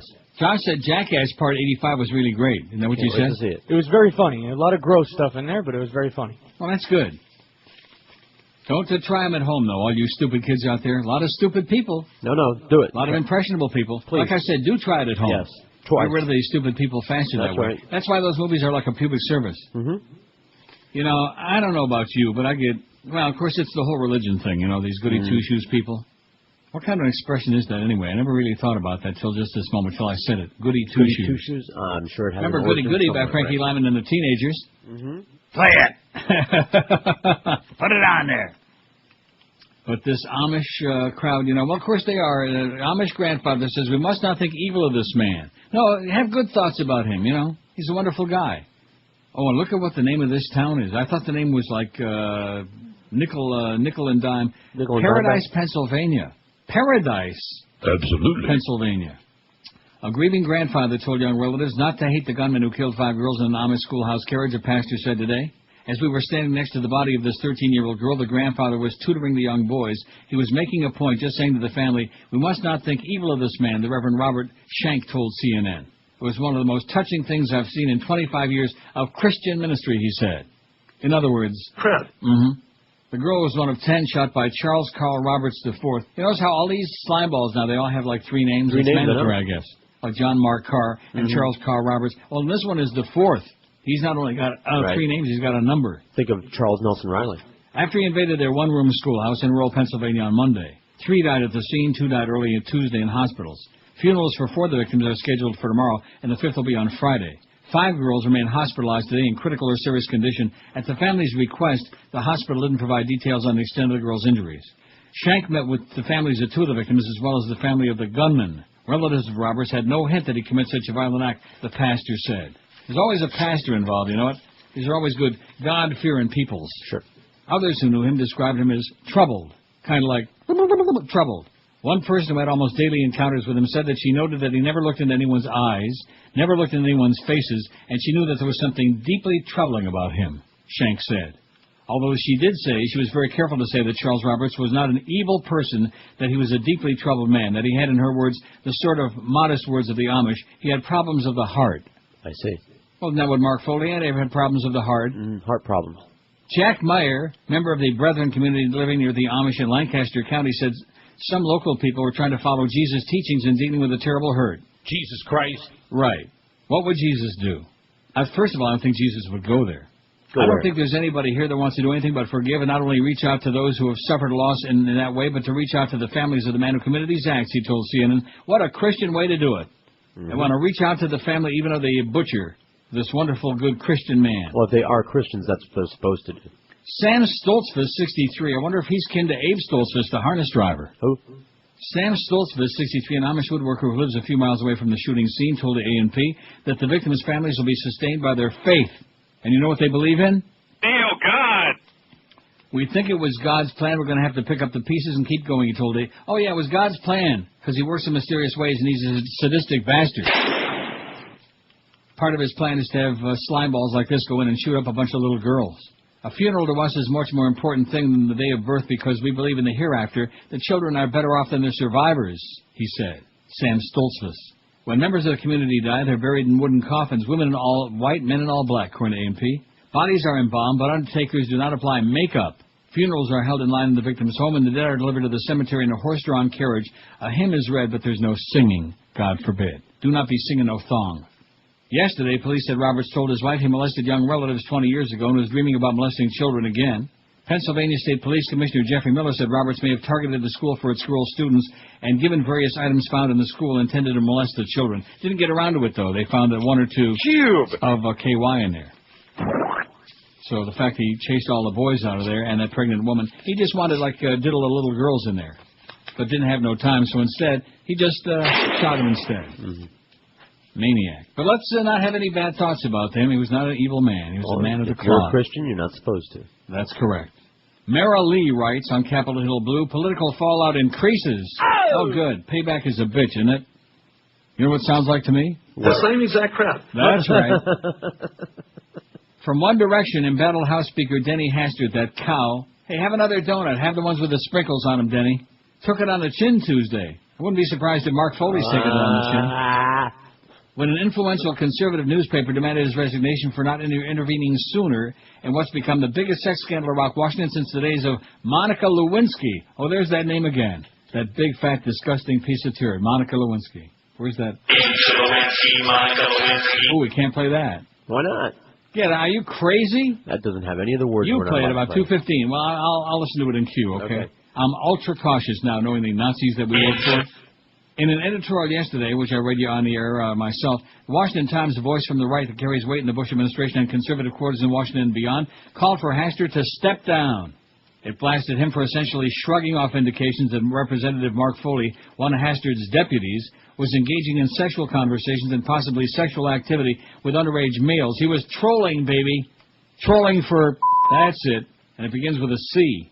Either when they were serving as congressional pages soon after their terms ended. He was trolling for congressional...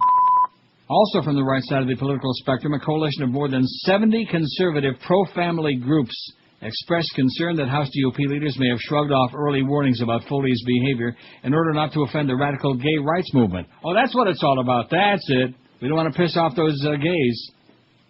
It appears that the conservative majority has given way to political correctness, said a statement from the Arlington Group Coalition, which includes the Unctious Family Research Council, the American Family Association, and the Free Congress Foundation, all a bunch of Farbissina Goyim. But Hastert told conservative radio talk show host Rush Limbaugh yesterday he wasn't even considering resigning, also got a pat on the back from another direction when President Bush weighed in, El Presidente.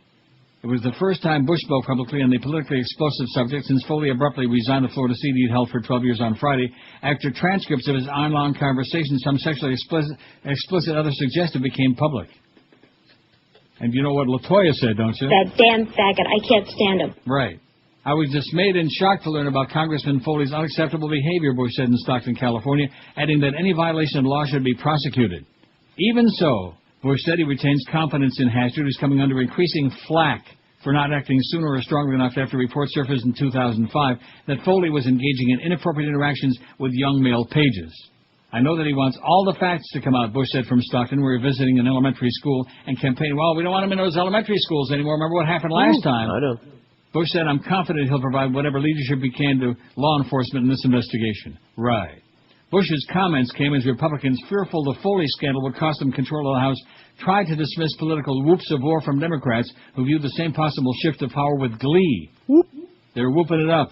They also came as one of the most tawdry accounts yet of Foley's sexual activity surfaced on ABC News yesterday, which made public an explicit transcript and of an apparent sexual encounter that occurred as Foley waited to vote on the House floor.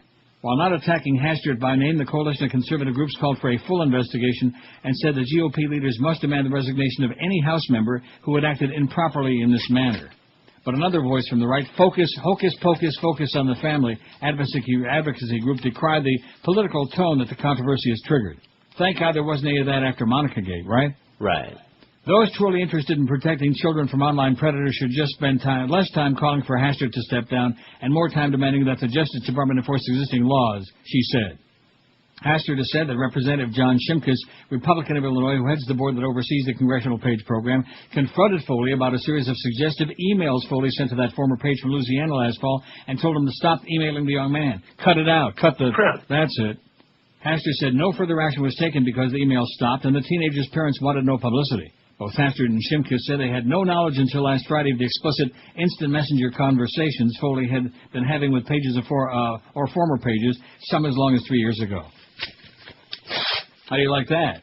Mm-hmm. I wonder, is he using his phone, his BlackBerry? What do you think? All of the above. All of these things. 1,422 votes on the poll. We're going to top 1,500 easy today. On a Wednesday, right after Yom Kippur, no less. I think that puts a real feather in our cap. Feather in our... Right. 1422. I'll tell you now, don't forget at 5 o'clock. I don't want to keep reminding you, but I just, I'll set a reminder, don't worry. Because it's highly unlikely. I don't see Eric, don't have it up there yet. I don't want to get, pushy with him, but I'm just a little bit nervous. Because once the Krispy Kreme donuts arrive at the house, he's useless the rest of the day. Isn't that what you hear through the grapevine? I hear it through the chat box. 1425 on the poll, baby. We'll have 15 by 1 o'clock. God only knows what's going to happen by 2. The biggest names, the best talent. This is Neil Rogers, Sports Radio 560 QAM. Okay, now there was another one of those false rejoins there in the middle of that break, and I'm getting really tired of those false rejoins. I wouldn't mind, except for the fact that I had something really important to come back with, like this.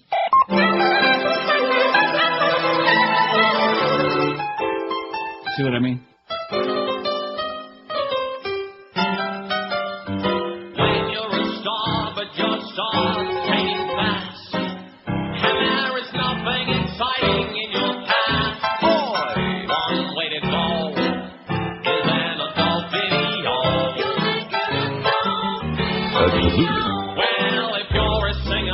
you've got no hits on the chart.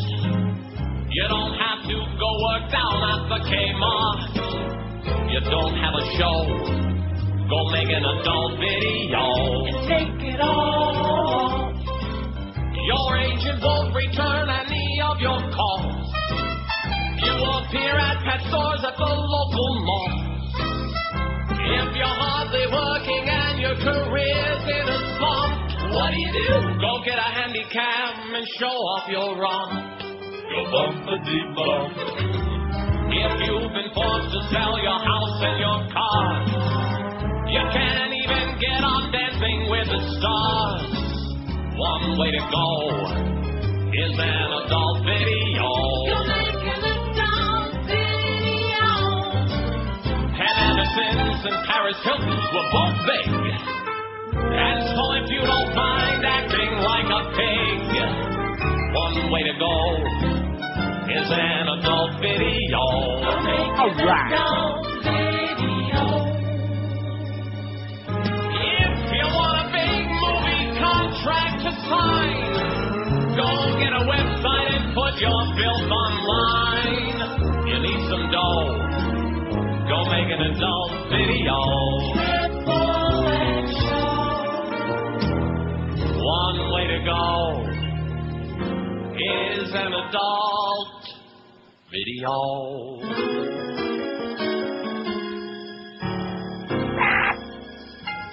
Well, I tell you one thing, this Foley story is just starting to burst open, so to speak, if I can use that. What a bunch of... A blogger is vowing to reveal the identity of one of the boys Congressman Mark Foley communicated with, according to Raw's story. William Kerr of Passionate America, whatever that is, has pledged to divulge the information at 4 o'clock Central Time this afternoon, 5 o'clock. He also plans on discussing the boy's identity on his radio show. Who the hell is William Kerr, and what the hell is Passionate America? You know what it sounds like to me? The same exact crap. Right. A press release issued by Kerr seems to quietly argue the boy is not a private person, twice indicating that the information was discovered among publicly available material. Raw's story and other news organizations have been aware of the identities of some boys involved in the scandal since first receiving the now famous emails. Some even failed to redact one boy's email address from the messages published. None have as yet deliberately identified any of the boys involved. There is the possibility that this story will not be well received by some of the major news media, Kerr's release notes. Mr. Kerr's evidence has been checked by many people to be accurate. And well, what's that going to accomplish? I don't know. Divulging the identity of the kids. Well, what does that, I guess probably increase his audience, whoever the hell he is, or wherever the hell he can be found, right? Now, if we had the names and would we put them on the air? Maybe. No. What would that accomplish? And then, of course, you got Miss Fudge, who's trying to say, well, they were the ones, they were the evildoers, these beasts, these 16 and 17-year-old beasts, as in, you silly beast. Yeah. What a fag. God. It's all their fault. I beg your pardon? It's all their fault. Yeah, it's all the kids' fault, right. They wear those clothes, those garanimals. Andrew Gumbel, yeah, they wear their pants down to their kneecaps. How can anybody not get excited? Yeah. Oh, there's Miss Foley. All right, we're going to be bringing you special reports this week on some of the worst humanitarian crises. Oh, my God, it's the CNN International with this very stuffy British bitch. Well, speaking of the Brits, the British Independent, which is a great newspaper, Andrew Gumbel writes, why is the U.S. gun culture in the news? And the headline on the story is, the big question, can America ever be weaned off its love affair with guns? No. Same old crap. Right.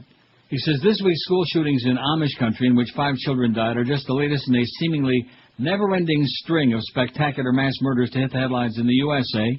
Last week, a gunman in the Colorado Rockies burst into a schoolroom and killed a student before turning his weapon on himself. 7 years ago, we had the bloodbath at Columbine High School. We've had disgruntled ex-employees shooting up their former workplaces, shootings in fast food restaurants, and a parishioner in Fort Worth, Texas, shooting up his local church. Each time it happens, a panoply of reasons comes to the fore. Gun control activists blame the phenomenon largely, if not wholly, on easy access to firearms.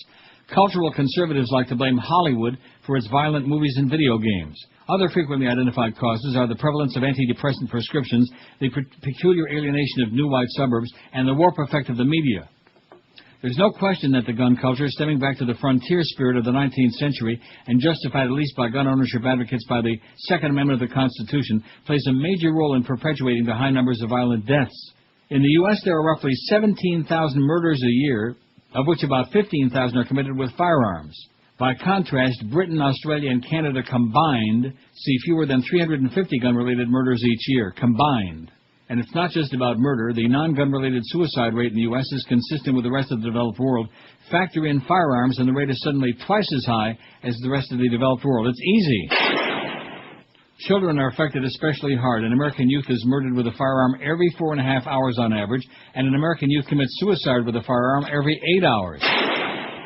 It's worth remembering that many of the most spectacular mass murders of recent years were really suicides, with the perpetrators choosing to take a few other people out with them while they were at it. Gun control advocates argue they managed to carry out their murderous fantasies only because firearms give them the means to do so. Any adult with a clean criminal record can buy a gun in the U.S. with relative ease. Gun shops and dealers will conduct mandatory background checks introduced under the 1993 Brady Bill, named after the White House Press Secretary James Brady, who was hit and disabled during the assassination attempt on Ronald Reagan in '81. But dealers at gun shows, popular throughout the heartland and widely advertised here on WQAM, are exempt from the federal law, making it easy for criminals or children to lay their hands on whatever they want. The semi-automatic Tech-9 machine pistols used by Harris and Klebold at Columbine were bought at a Colorado gun show. Federal law, more generally, is subject to constant pressure from the National Rifle Association, the powerful gun ownership lobby group, which has the influence to run elected officials out of office if they dare to challenge its agenda. That explains why a nationwide ban on semi-automatic assault weapons introduced during the Clinton administration was allowed to expire on the eve of 2004 presidential election, despite the abiding fear of al-Qaeda sleeper cells possibly operating in the U.S. and planning another attack. Not only did John Kerry, the Democratic candidate, not feel able to use this as a campaign issue against President Bush, he felt obligated to tout his own gun-loving bona fides for fear of losing key swing states such as Pennsylvania. State by state, gun control laws vary widely. California is relatively strict. Colorado closed the gun show loophole in the wake of Columbine, and Oregon has followed suit. 7 states have assault weapons bans, and 19 have laws making it a crime for gun owners to leave weapons in places where they might fall into the hands of a child. Pennsylvania, with its hunting and shooting traditions, the movie Deer Hunter was set there, has one of the worst gun control regimes. The Brady campaign to prevent gun violence gave Pennsylvania a D-plus grade last year. Donald Sutherland, the Canadian-born actor, once pointed out it's almost as easy to buy a gun in Canada as it is in the U.S., yet the incidence of gun-related deaths in Canada is dramatically lower. He argued that both countries have a frontier spirit, only that the iconic figure of the Canadian West is the Mountie, a law officer, while the iconic figure of the American West is the outlaw, a cowboy. Gangsters and crime syndicates have flourished in the U.S., and Hollywood has certainly done its bit to glamorize the empowerment of a man wielding a firearm. Like Luca Brasi, for example. Even the most ardent gun control advocates will acknowledge there is more going on than just access to deadly weaponry. Tom Mauser, or is that Mumser? Tom Mauser, who lost his son in the Columbine shootings, blames several other factors. He sees a latent violence in the culture, spanning everything from television shows to the uncompromising rhetoric of talk radio to the eruption of road rage. He also worries about alienation among young people, poor parental oversight, and inadequate communication between school authority figures and students, especially in a suburban high school such as Columbine. Park Dietz, perhaps America's foremost criminal profiler, believes that saturation media coverage of one mass murder will lead almost inevitably to another mass murder within a couple of weeks. He told The Independent recently, it's not that the news coverage made the person paranoid or armed or suicidally depressed, but you've got to imagine the small number of people sitting at home with guns on their lap and a hit list in their mind. They feel willing to die. When they watch the coverage of a school shooting or a workplace mass murder, it takes only 1 or 2 of them to say, that guy's just like me, and that's the solution to my problem. That's what I'm going to do tomorrow. The Amish country murders bear a disconcerting similarity to last week's shootings in Bailey, Colorado. In both cases, the gunman released the boys in the room and attacked the girls. Coincidence? Perhaps more a case of one high-profile event triggering another. Is there a hope for an end to America's gun violence? He says yes. With every high-profile mass murder, victims advocates and gun control lobbyists gain more visibility and more influence. Someone eventually will make the link to Homeland Security. Why make it easy for al-Qaeda to acquire assault weapons?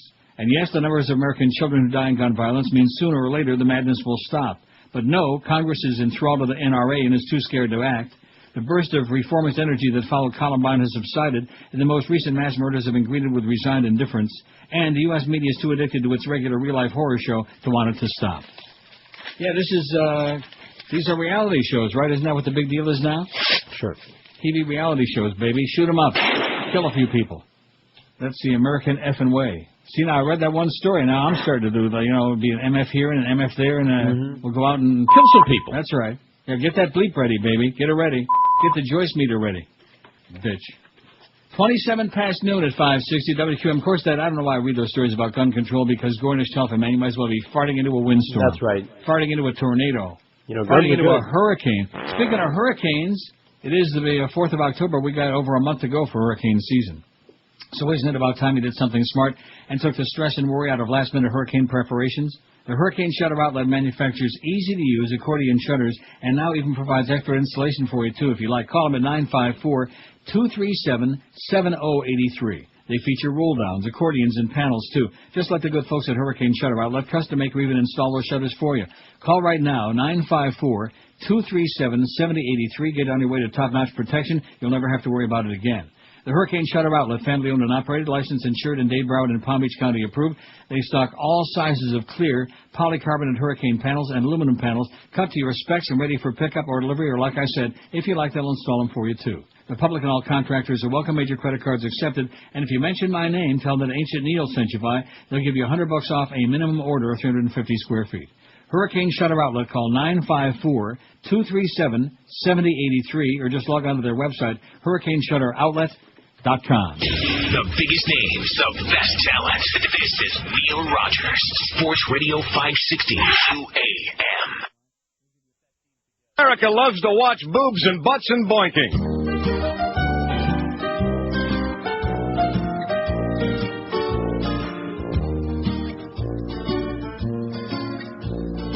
Two chicks who scream at you. That's all they seem to do. The show's become a runaway train wreck. Feel bad for Elizabeth Hasselbeck. I bet she wants to break her own damn neck. Nothing left for her to do. Women new light up on the view.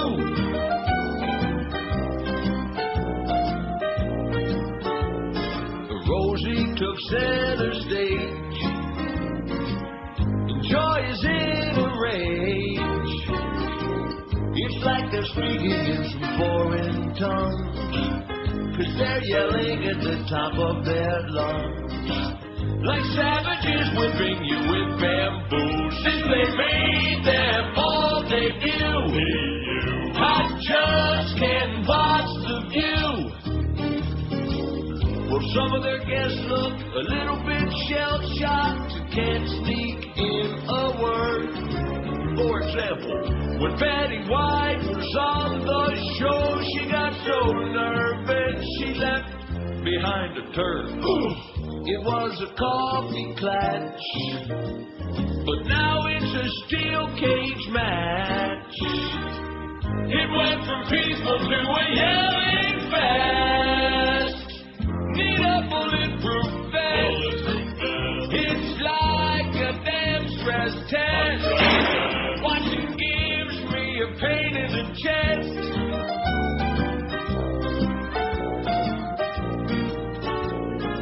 Yeah, we're so disgusted with it, we don't even watch it anymore. Did we ever watch it in the first place? No. Oh. Who the hell would watch that crap? Bunch of shut-ins, I guess. Mm-hmm. Lonely shut-ins, the same broads that watch Oprah. No doubt. They get all their information about the world from Oprah. And you wonder why we got tourists. Anyway, Bob Geiger, didn't I read an article about him a little while ago? Well, he's got a blog, and he says, I don't want to keep reinforcing this, but you've seen it. I didn't see it, about the Fox things identifying Foley as a Democrat. Right, I saw it this morning. Bob Geiger says, let's get one thing out of the way right up front. I believe that most thinking Americans understood long ago that Fox News is to journalism what the Republican Party is to ethics. In other words, the two just ain't related. As if we needed more proof that Fox might as well be a wholly owned subsidiary of the Republican Party.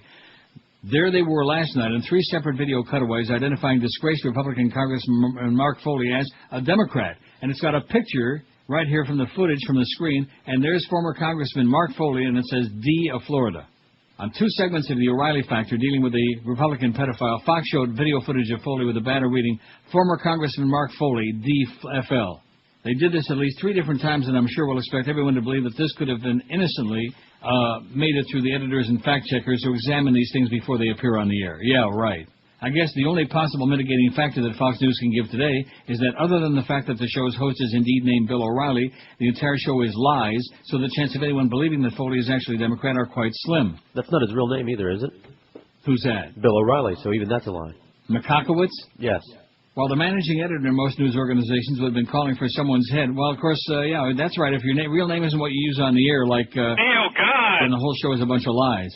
While the managing editor in most news organizations would have been calling for someone's head when this happened, the biggest argument at Fox headquarters today is undoubtedly over how big the responsible employee's bonus should be. Isn't that cute? Mm-hmm. I say give him a few thousand. About 30, man. 30,000. See, it's a subliminal thing. You know, they realize there are a lot of stupid people out there. So if they just put it on the screen, Democrat of Florida, people think, oh, gee, I didn't realize that. He's a Democrat. Right. No, he's just a... you fairy. Closet queen. Well, he's out of the closet now. His lawyer wants you to know that he's a gay man. Oh, I bet you ain't feeling too gay these days. I don't know what he's feeling. Oh, if you look at that picture, it looks to me like he's feeling something. And what have I always told you about those wrestlers? Oh, no argument here.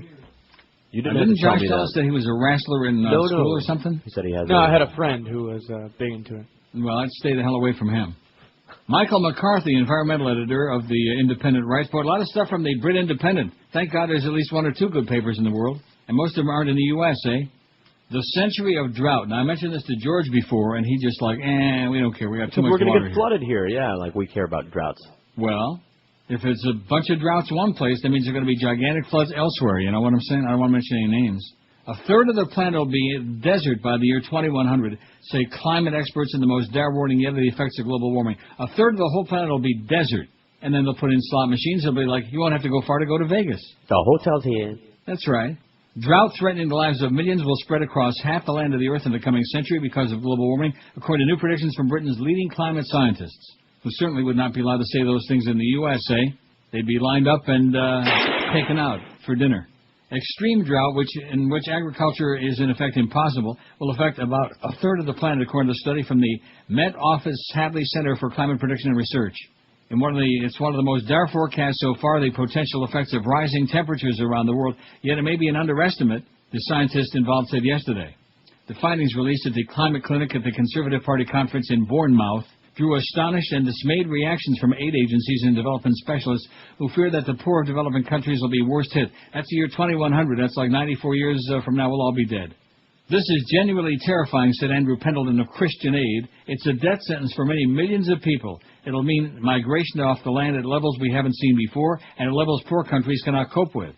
One of Britain's leading experts on the effects of climate change on the developing countries, Andrew Sims from the New Economics Foundation, said there is almost no aspect of life in the developing countries that these predictions don't undermine. The ability to grow food, the ability to have a safe sanitation system, the availability of water.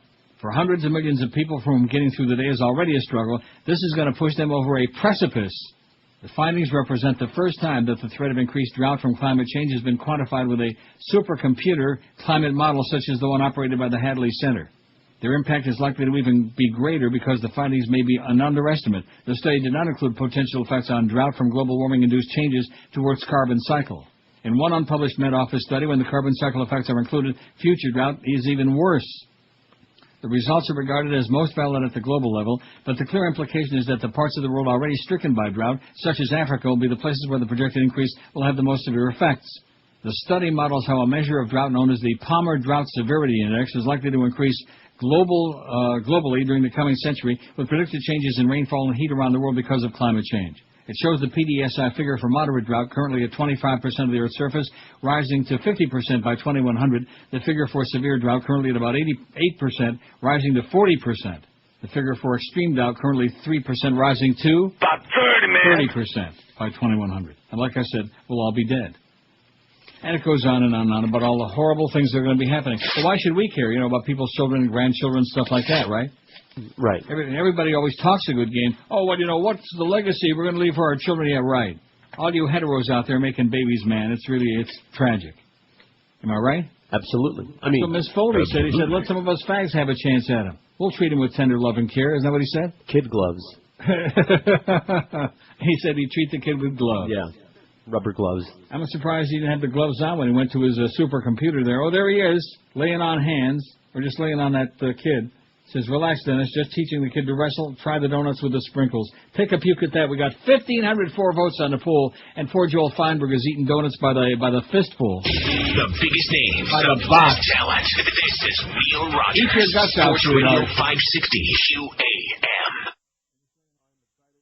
program. I urge everyone to complain to this station.